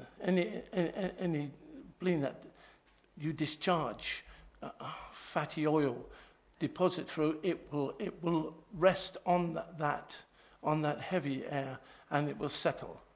And I'm concerned by that as well. So these are just some points. Right. I shouldn't do it from the chair perhaps, but what worries me is the inspector threw out the previous proposal, and it's made clear if you read the report that it is principally its adjacency to the Lion and Lamb. By moving it over, it doesn't satisfy my mind that it's anything like the entrance and all the vehicles going round there. The entrance way is still exactly the same position, so any noise from that, albeit the car park is moved over and the building itself is moved over. But I don't think that, well, I'll put it this way, I think if it went to an inspector again, he would still turn it over. Yes. My own personal views. And I did suffer from the points that were raised, working on Severals Lane estate for a period. I'm talking 10 years ago. Even then, it was impossible between 4 and 5 to get to the Ipswich Road roundabout. And we saw this morning, didn't we, that the only way to get where we wanted to was to drive right round Severals Round estate. Right, Councillor Bennison. Thank you, Chairman. I think we should also take regard of the Colchester Borough Council's objections on page 40. One of the main ones is the loss of the residential units that have already been approved for this site. Thank you. And I mean, they have a number of issues, but the main one, as far as I can see, is the loss of these residential units, which they have need of in that area. I know they come under tendering, but they've already been approved, and I don't see why this loss of housing should take place. Sorry. I think that point was made quite strongly by the Ardley Parish Council, that they were looking for low cost or first stage development houses there. Speakers? All right. Anybody? Yes, Councillor Baker. Thank you, Chairman. I think I'll start with the first one. I think Mr Mr Beamish, I apologise if I get his name wrong, mentioned it that the last time it was dismissed solely on residential amenity, and because they've moved it from there to there, it doesn't affect the people in the cottage. And then on page 51, at the bottom, 6.59, taking everything into account, it is not considered that the proposal now would result in an unacceptable harm to the living conditions of nearby residents. And furthermore, due to the transient nature of residents staying at the adjacent Premier Inn Hotel, the impact in terms of noise noted is negligible. Does staying in a hotel count as residential amenity? Because if I stay in a hotel and a Premier Inn, I'm normally there for more than one day, so I wouldn't. And some people stay for a week, so I wouldn't call that transient. So that somebody might see where I'm going with this. And also, I have a real big problem that if we were minded to approve, that one of the conditions is the restriction of opening hours to 6 in the morning till 11 at night. I don't think that's a restriction at all. In my mind, yeah, all right, you know, if it was in the middle of nowhere, and I think what the two of the speakers were mentioning where it could go was the A12 junction 28 next to McDonald's or the Park and Ride. You can open all day, all night, as far as I care, because you haven't got very many residential properties anywhere near it. That is far too early and far too late for 7 days a week. And I would, if we were minded to approve, I would be looking to change that condition quite dramatically. But I'd like the answer about the residential amenity, please. Thank you. All right. Yes, please, Alison.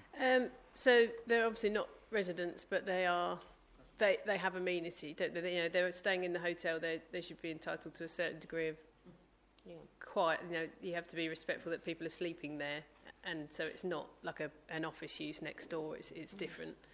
But that's why they've been considered in the noise assessment, and even with the windows shut, that because of the background noise levels in the area, it wasn't deemed to be anything that we could refuse it on, even with the windows shut. So it's even though you need to consider their amenity, that has been addressed by the noise assessment. There was other comments about the housing again raised, which I did discuss earlier. So that permission hasn't been implemented. It was granted in 2016. The conditions, I believe, haven't been discharged, so we've got no reliance that will be implemented. But again, it's not allocated for residential use. There's nothing against a commercial use in that area, and there is existing commercial implemented permissions there that they can fall back on, which is a strong consideration that we wouldn't have any grounds to object, because you're losing a permission for housing.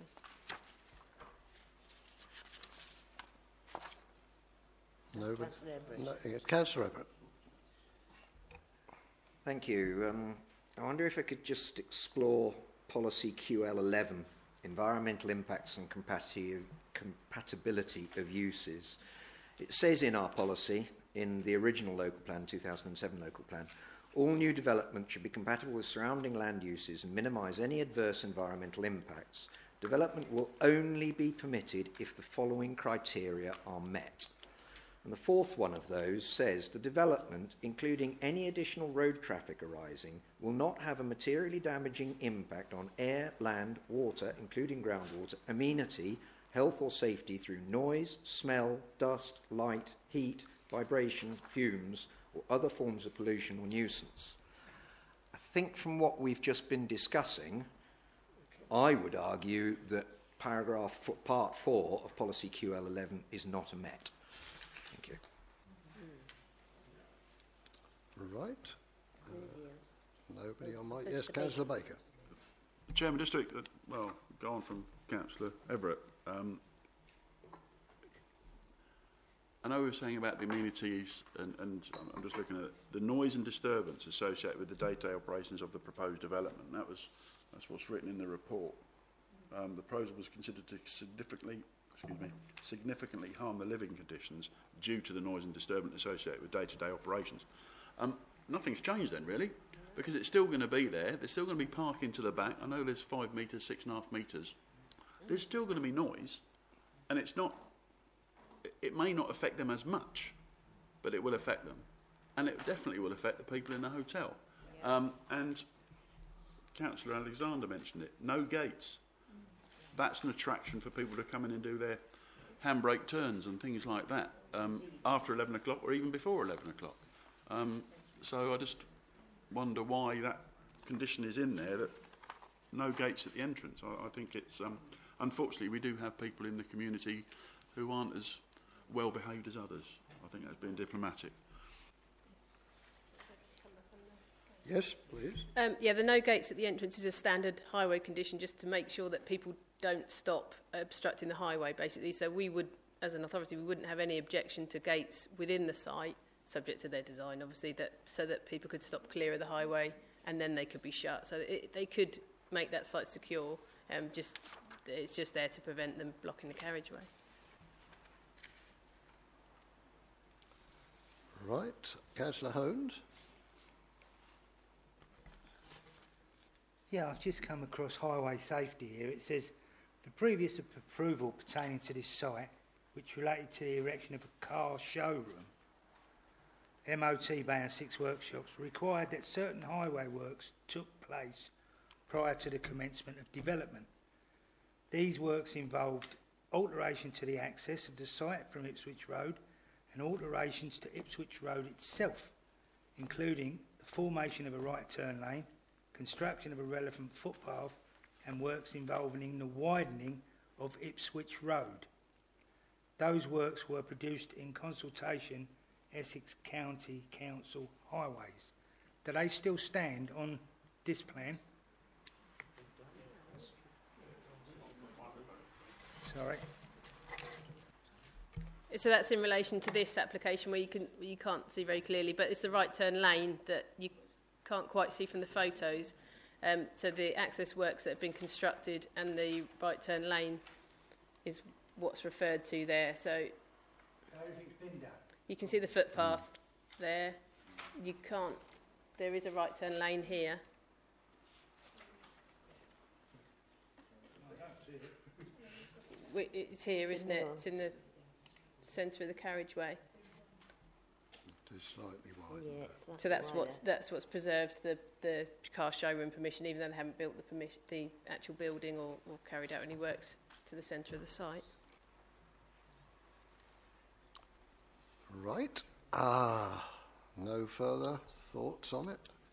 Councillor Everett has already highlighted QL11. And if you were minded to object to it, that would be certainly one of the items that could be on.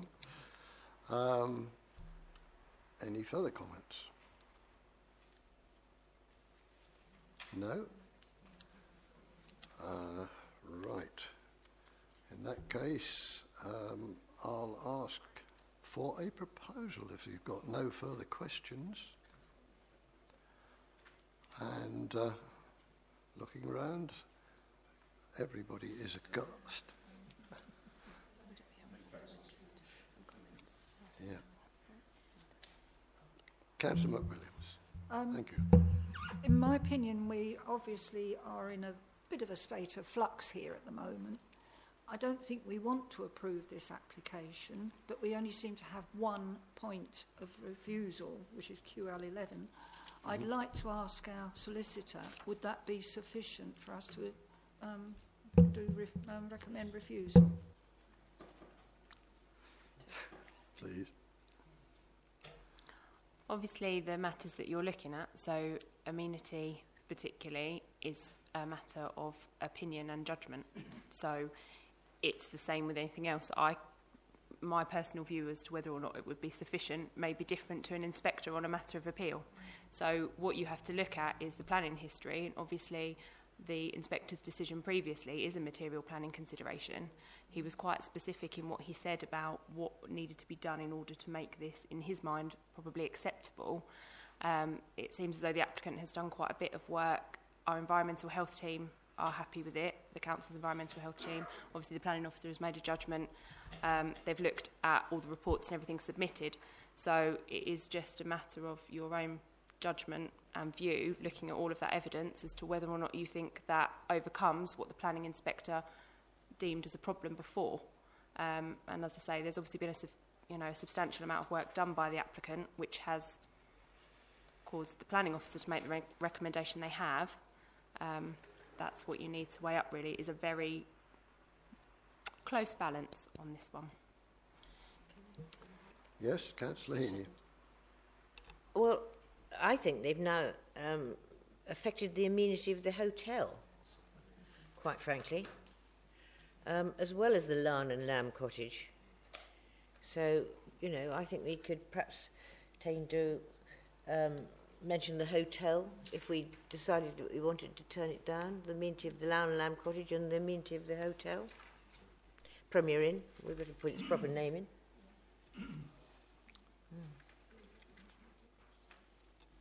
Unfortunately, I haven't got COM 23 with me on general pollution, but... Have you got COM 23? 23.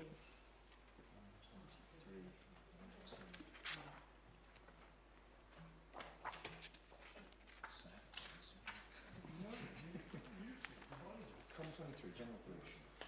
Planning permission not be granted for development which would have a significant adverse effect on health, the natural build or... Shall I start again? Yes. Policy COM 23, general pollution. Planning permission will not be granted for development which would have a significant adverse effect on health, the natural built or historic environment or amenity by reason of releases of pollutants to surface or groundwater, land or air, including smell and odours, fumes, smoke, soot, ash, grit or dust. I think that one probably needs to be put in as well. If you could do that and add the hotel as well. This comes from the appeal decision.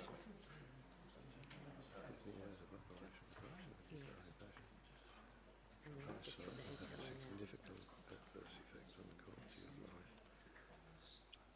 Can't be enjoyed.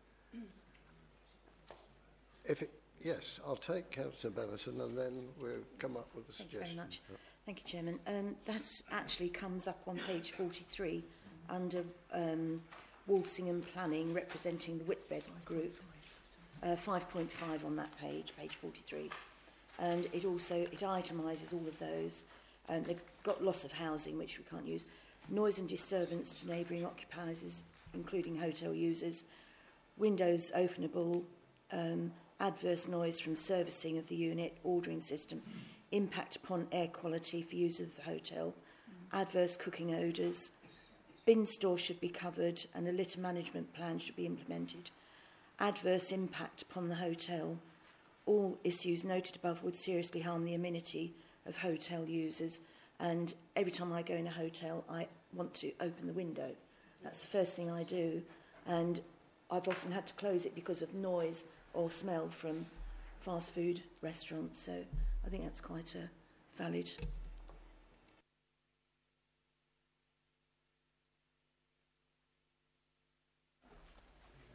We have been looking at the previous appeal. I'm going to ask Alison to... So yes, paragraph 33 of the appeal statement, the inspector said, I consider that due to the hours of operation, which you've all referred to as being a significant part of the problem, and the proximity of the parking areas and patio area to the boundary with Lion and Lamb Cottage, the proposed use would have a significant adverse effect on the quality of life that the occupants of Lion and Lamb Cottage currently enjoy. And again, we will refer that back to the amenity policies, QO11 especially, in terms of impact. But I would steer you away from odour objections. They could be covered by conditions. Also waste, things like the store, we could control that it's within a enclosed store, that it is there. Litter, again, we could control that with the litter management. So you've raised concerns about amenity to the hotel, so we could include that. I wouldn't include the patio area, which is now here. It was previously here in relation to Lion and Lamb, but it's quite central to the site, so I think we need to remove that from the inspector's previous concerns. But it's more the hours of operation and the proximity to the parking, and in relation to the hotel, it's going to be this drive-through area, isn't it? That's where you've got the movements closest. Linda wants to come back. Right, Councillor McWilliams. Thank you, Chairman. In that case, if we can use that as an argument, I would like to put forward that we refuse this application on those grounds.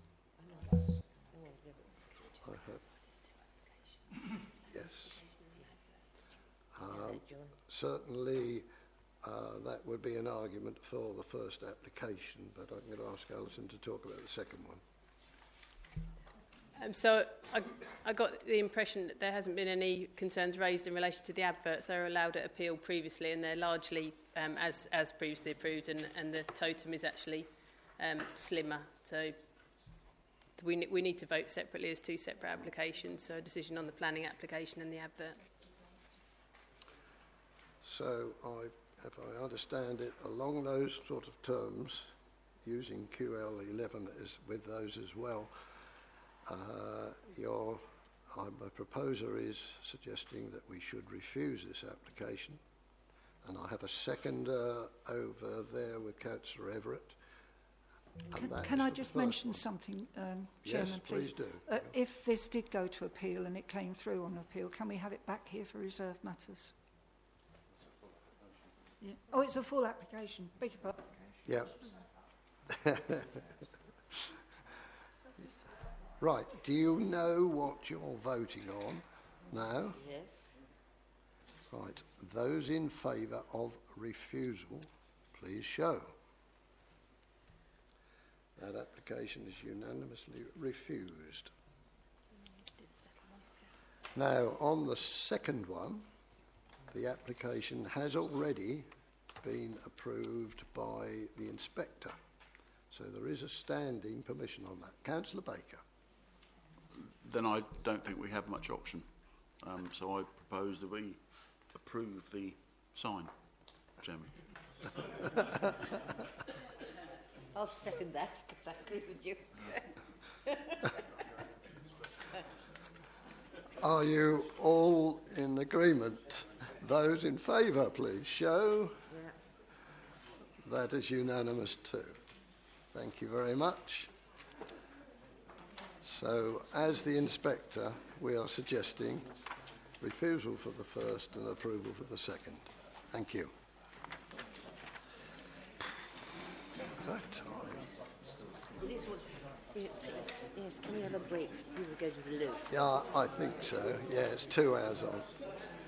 We'll just have a comfort break for 5 minutes.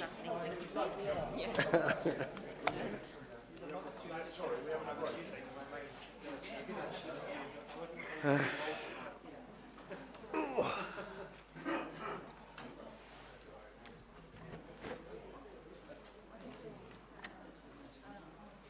least we have minds of our own. Oh, I'd have something. Might go to the loo too. Thank you very much. No, I was expecting that. It is.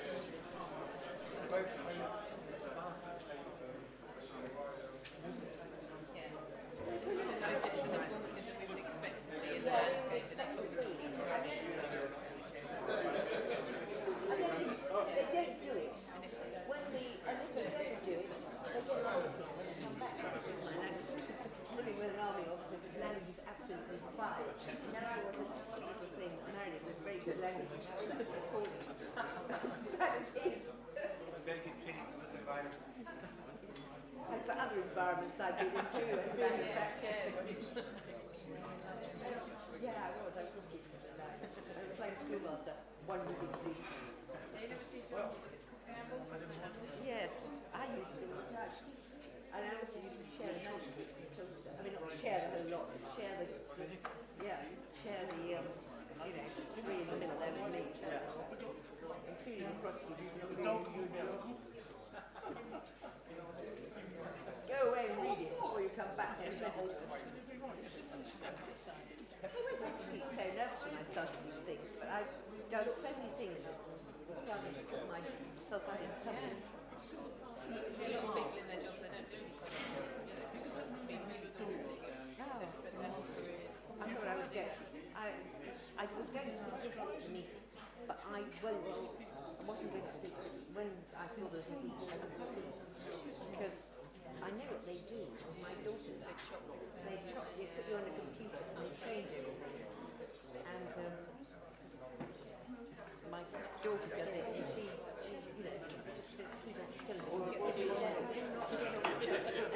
You don't have quite what you just said.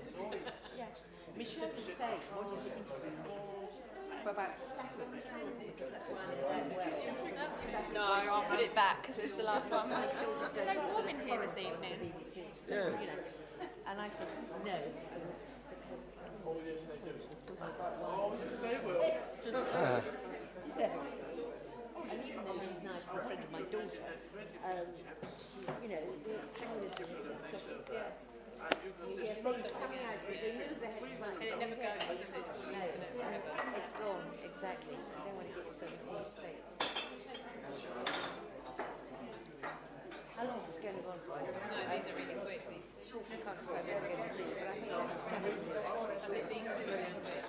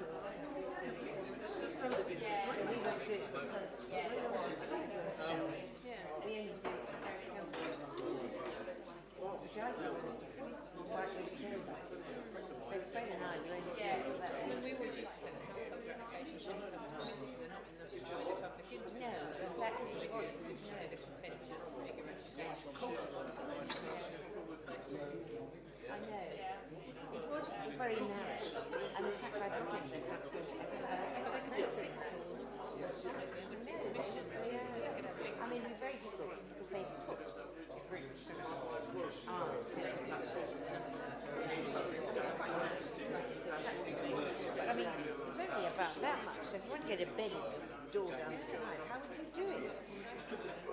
And just two ones down. Yeah, I mean,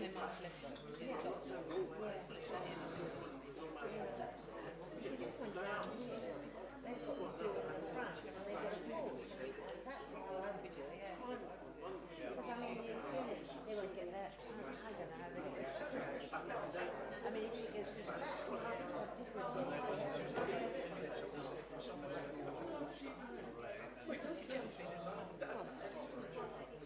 throw yourself out in desperation for your phone.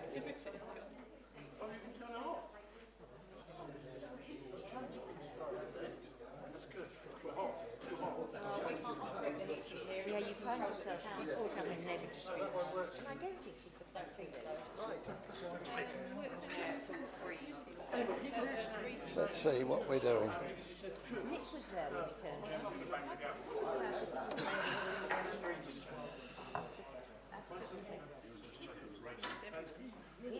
We've got everybody. I think we have, actually. Yeah. Right, colleagues. 2 down, 2 to go. The next item is agenda item 6, It's planning application at 18 Poplar Way, Kirby Cross, Frinton, and it is planning number 18-00175, and this is a full application. So straight to Alison, please. Thank you. Yes, this is an extension to an existing bungalow. It's been called to committee by Councillor Davis on the grounds of harm to neighbouring privacy and the design. So it's a semi-detached bungalow in the middle of the residential area, as you can see here. This is the existing property. There's no impact on their existing parking here, which you'll see in the report is under standards, but you can see it's currently used for parking. So they're going to enclose this area of the porch underneath the canopy to create a larger garage. This is a neighbouring property in the street where they've enclosed it as a porch rather than a garage, just to show that there are other similar examples. This is the existing plans. You can see you've got the support post here and the existing garage, which will just be widened into this space. The materials will be to match existing. So you've got a wider garage and you've got a high level window here on the side, so there's no overlooking issues in it anyway. It serves a garage. Most of the concerns raised in relation to the application are that they actually involve the loss of the main entrance to the property, and they'll be using this existing property on the side, existing door on the side. So there is a door already. They're doing some internal alterations to create a hallway, but none of those works require planning permission, so they're not for us to consider. All we're considering is the enclosure of this element of the house underneath the roof canopy. So the garage will become more usable in terms of the parking standards in width, but not in depth. But there's no loss of parking at the site, so it's recommended for approval. Right. Thank you very much. And speakers. I have a speaker against the public, in the public, rather speaking against, get it the right way round, Miss Jackie Gilbody.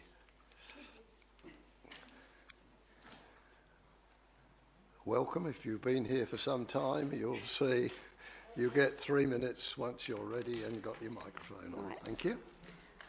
I'm the owner of number 20 Poplar Way, which is affected by this proposal. Right, this proposed garage extension is totally out of keeping with the street scene. It will bring the garage closer to number 16's bedroom window and the subsequent noise and disturbance from the garage. They are new neighbours and have not experienced this car or felt the windows rattle. Other neighbours have asked me why he needs this extension. We understand it's to house his sports car, and everyone's reaction was, not that noisy car. He had his car when he bought the property and has kept this vehicle in the existing garage, so we're all aware of how much noise it generates. Part of the design is to block up the front door, which no other property in the area has done, and use the kitchen door as the main entrance, setting a precedent. This door is directly facing our kitchen door that is less than 2 metres away. This means that we'll be having all his deliveries, postmen, visitors, leaving or entering, standing a metre away from our kitchen door, and we don't expect any consideration from them either. These properties were built in the mid-1970s when disabled access was not an issue. This kitchen door is situated down a very narrow alleyway, less than a metre wide for each home. These alleys were designed to be private and used for dustbins and access to the rear garden. The gas and electric meters are situated on the wall by the very first gate as you enter. There is also pipework for the kitchen, bathroom and gutters, restricting the area even more. Wheelchair access through this door is almost impossible. If you have someone in the chair, it cannot be done. We have tried it. If a paramedic is required to get someone out using this entrance, they will have great difficulty. We could argue that they could go through the garage, but if the car is in there, the paramedics won't move a car. They are not insured. All these alleys have locked gates to the front and rear with a fencing running down the boundary, giving privacy and security to each of the homes. As the walls of these houses are so close, any noise made down these alleys reverberates into the adjacent homes. The occupier of number 18 has already removed these gates so that he could build his rear extension. This means that we have experienced the lack of security and privacy in our own bathroom and kitchen for over a year. This application is for his present owner to have a car in his garage, incidental to his enjoyment of his property. What about the neighbours? He will not always have this car, nor will he live there forever, But if this is approved, this extension will stay, and we and any future owners of both properties will be blighted by this application. If you decide to grant this extension, can we please request that a restriction be put in place as to time and days that work can be undertaken, as we have had so much noise and disruption to our lives because of the previous extension, i.e. using a pneumatic drill to break up a concrete in this alley on a Good Friday. Thank you. Thank you very much. Now, there's nobody as such from the parish, but Councillor Ann Davis is the ward member. So, and she gets 5 minutes. But Thank you, Chairman and Committee. Poplar Way is a small, quiet cul-de-sac of mainly bungalows, mostly bought by people as retirement homes. Front doors generally face the front, but where they face sideways, there is a distance of 2 driveways between neighbouring front doors. Back doors face the side or rear gardens, but in either case are behind lockable back gates for reasons of both privacy and security. This application intends to move a front door to the side. The new main entrance would be sited immediately opposite a neighbour's back door, a bare 6 feet away. The immediate effect on privacy, a basic human right, is obvious, not least because the property is also used as a business address. The owner does not work from home, so there would be repeated noise from attempted deliveries at the front door, which would have a detrimental and possibly intimidatory effect on the neighbours at number 20, particularly during warm weather when doors and windows would normally be open. People waiting for entry or exiting number 18 would be able to look straight into the kitchen window sited next to the back door of number 20 while they waited. This is unacceptable and unnecessary intrusion into privacy and will cause distress to any retired neighbours at home throughout the day. In this design of bungalow, to transfer the front entrance to the side would necessitate the permanent removal of the back gate. This has already happened, creating a security risk to the neighbouring bungalow. The back door and window can be viewed clearly from the road, and the existing low-level railing would be easy to cross, giving open access to the garden and rear amenity of the property. It completely compromises the 6-foot locked back gate to number 20. To offset this security breach would require a 6-foot fence along the already narrow passageway between the 2 properties. This would have huge impact on the light into the kitchen and bathroom of number 20, and while affording some privacy, would have little effect on the noise disturbance created by deliveries and visitors to number 18. The width of the passage from the side elevation door to the boundary, taking into account the existing metre housing on the wall, is a mere 85 centimetres. Fence posts would reduce this further. Current building regs demand a minimum width of 90 centimetres. This design would not be passed for a new build, for good reason. Should anyone within the property require help from emergency services, valuable minutes would be wasted negotiating a wheelchair or stretcher through the narrow angle available between the proposed front door and the boundary, a circumstance which would be made more hazardous still if a high fence further compromised the angle of exit. With a large car in the garage, the only other possible exit would also be blocked. Effectively, this would create a bungalow with 1 entrance and exit, not 2. Nowhere on this road, or to my knowledge in the locality, is there a situation where a front door opens directly onto a neighbouring back door. It is completely out of character for this type of quiet, respectful, largely retired residential setting. I submit that this is an unfortunate application made without due regard for neighbours or the character of the locality. It is arguably an irresponsible application from the perspective of safety and security. The sole purpose of moving the front entrance to the side is to increase the garage size in order to house a large car, which the owner had prior to buying the property, and which I believe is currently stabled somewhere at the Titchmarsh Marina. However, on occasion the car has been parked in the current garage, and neighbours have noted this highly tuned vehicle requires exceptionally high revs in order to move, one mistaking the excessive noise for that of a motorbike. Should the committee be minded to approve this application, please consider as a condition that the owner put in place a 6-foot fence along the boundary before work begins. This at least would afford some privacy and security to his neighbours, although it would do little to combat the noise problems and could indeed cause a life-threatening problem should emergency services ever need to remove someone from the property. Fundamentally, this contested proposal represents more than a dispute between neighbours. It raises the issue of what is reasonable and what a home is for. Homes are built primarily for people, not for vehicles. This allegedly gas-guzzling and noisy, environmentally unfriendly car is not a reason to compromise the privacy or security or the peace of mind of neighbours. It is my hope that for the reasons already mentioned, this application will be refused.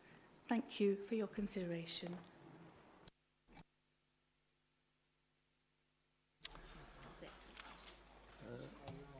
And ask Alison, have you got any points? No.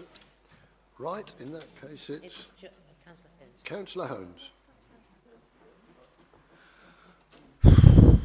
Where do I start?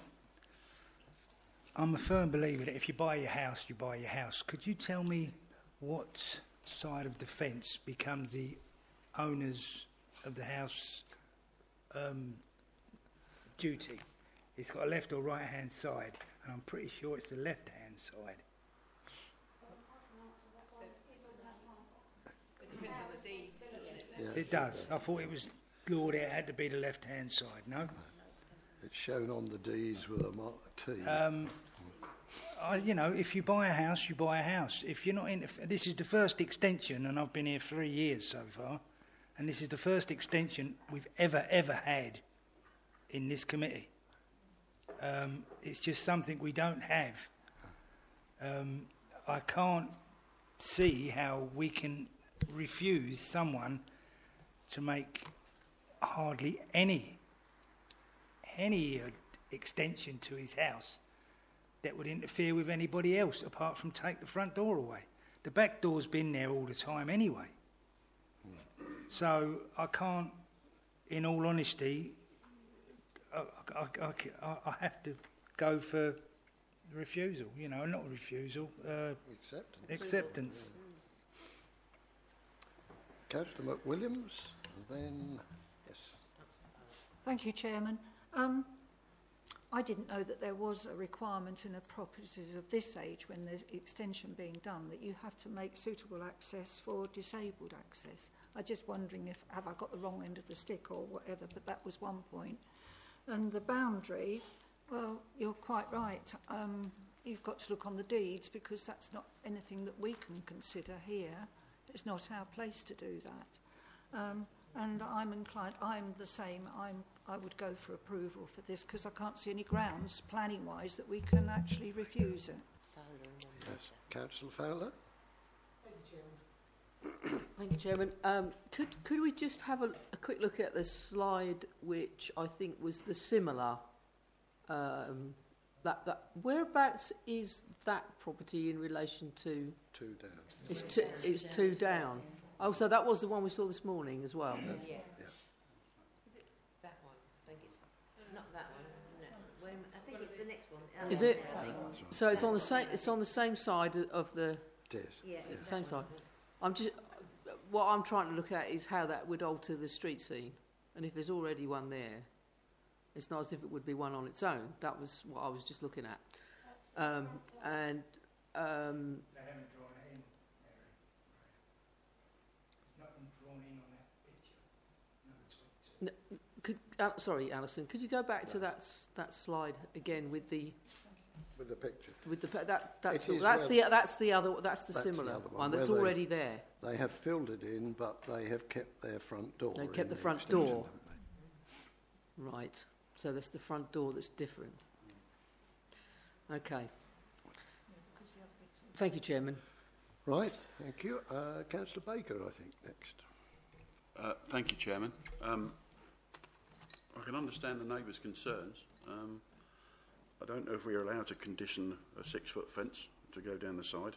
And obviously I've heard colleagues say that they're minded to recommend approval. And I do understand about building, because it sometimes can be very annoying. So I would suggest that we add a condition, if we can, with regard to construction times, if we're minded to approve, and probably the standard ones, which is 8 to 6 Monday to Friday, 8 to 1 Saturday, nothing on a Sunday or a bank holiday, or make it even tighter. But that was just a suggestion if we're minded to approve. Thank you. Right. Alison wants to come back.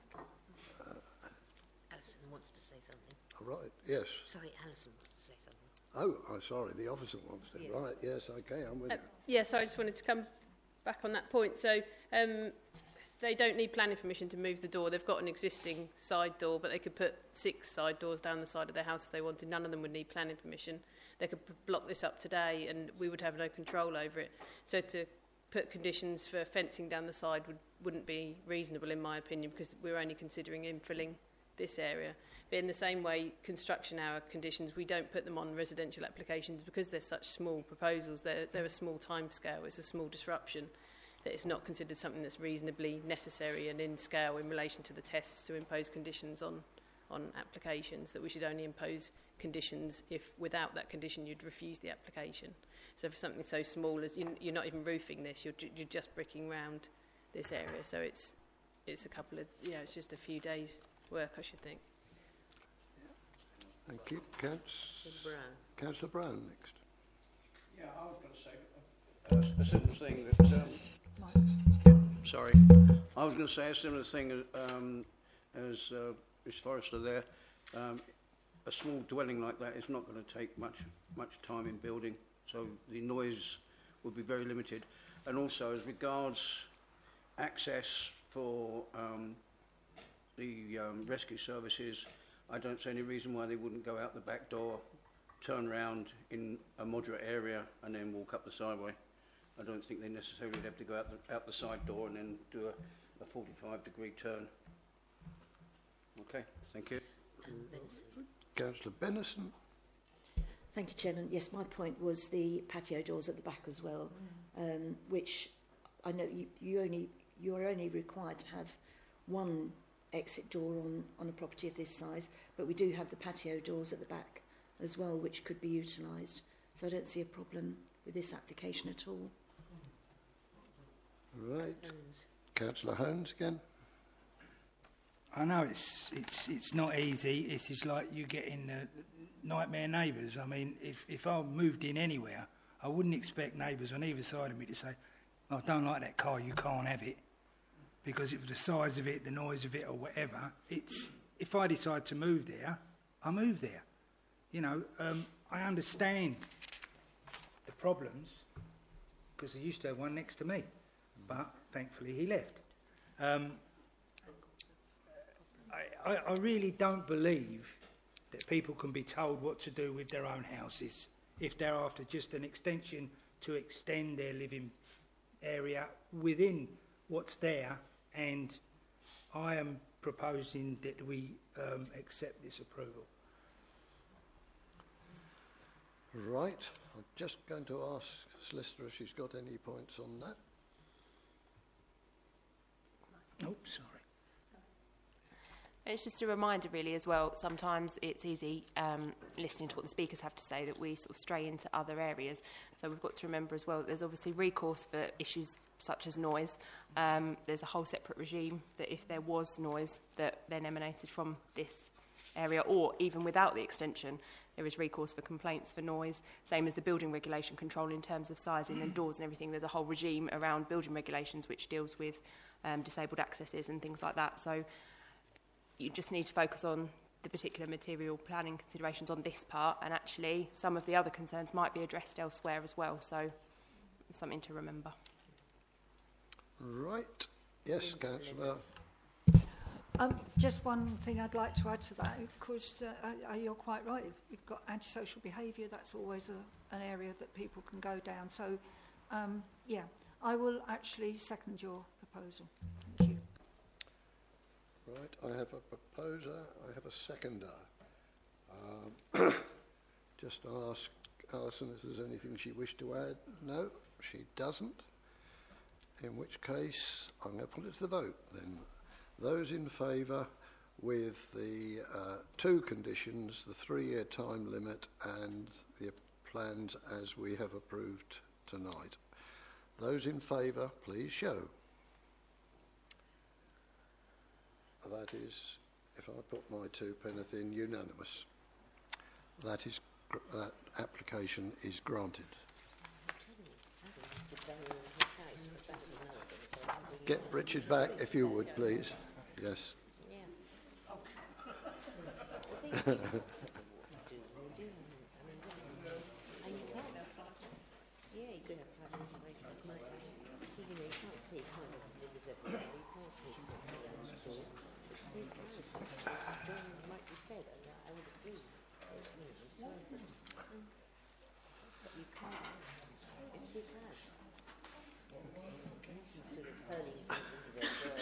Right.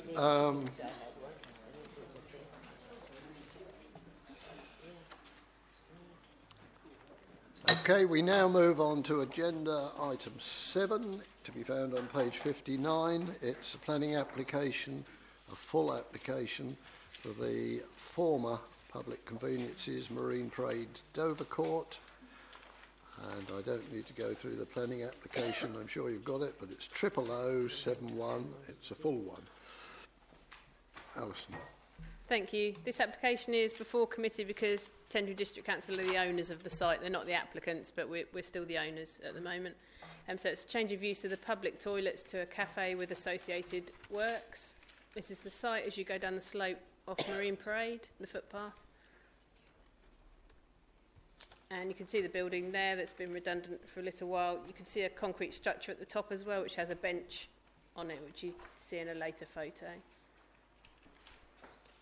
And the rooftop, which has got roof lights, which will be removed, and that area will be an external seating area. So that's the bench which would remain.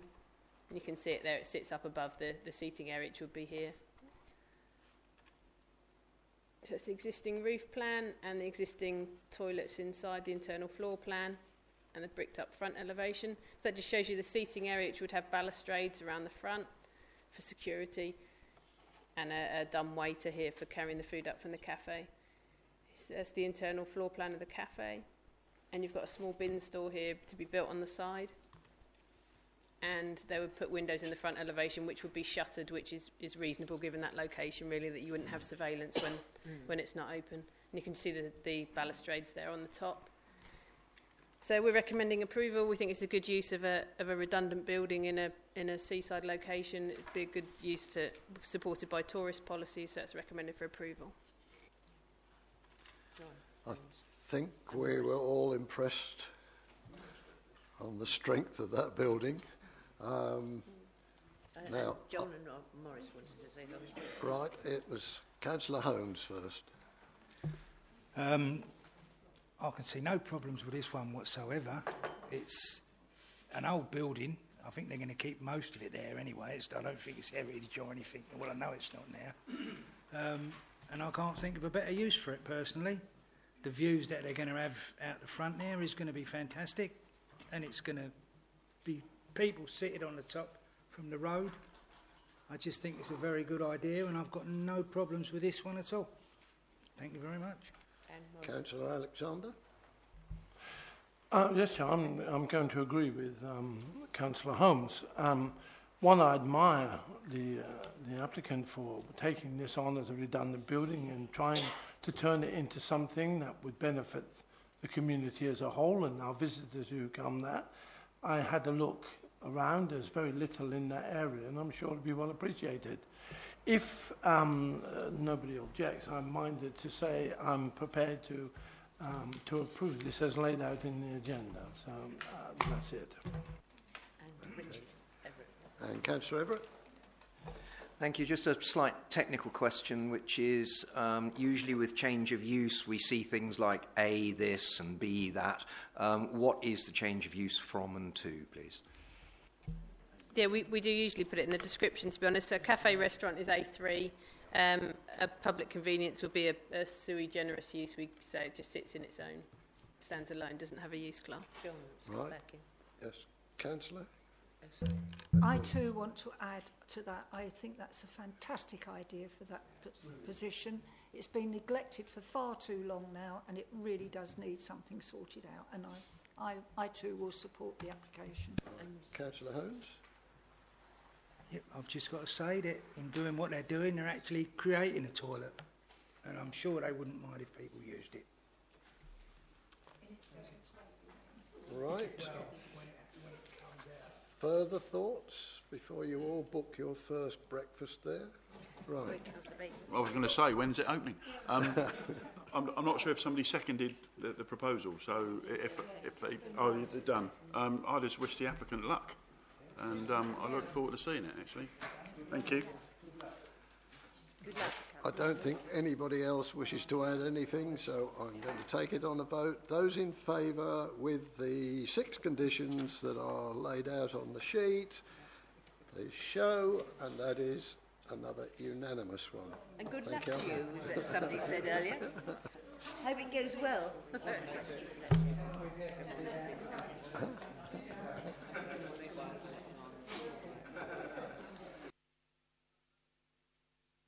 That completes us this evening, councillors and the members of the public and officers. Thank you all very much.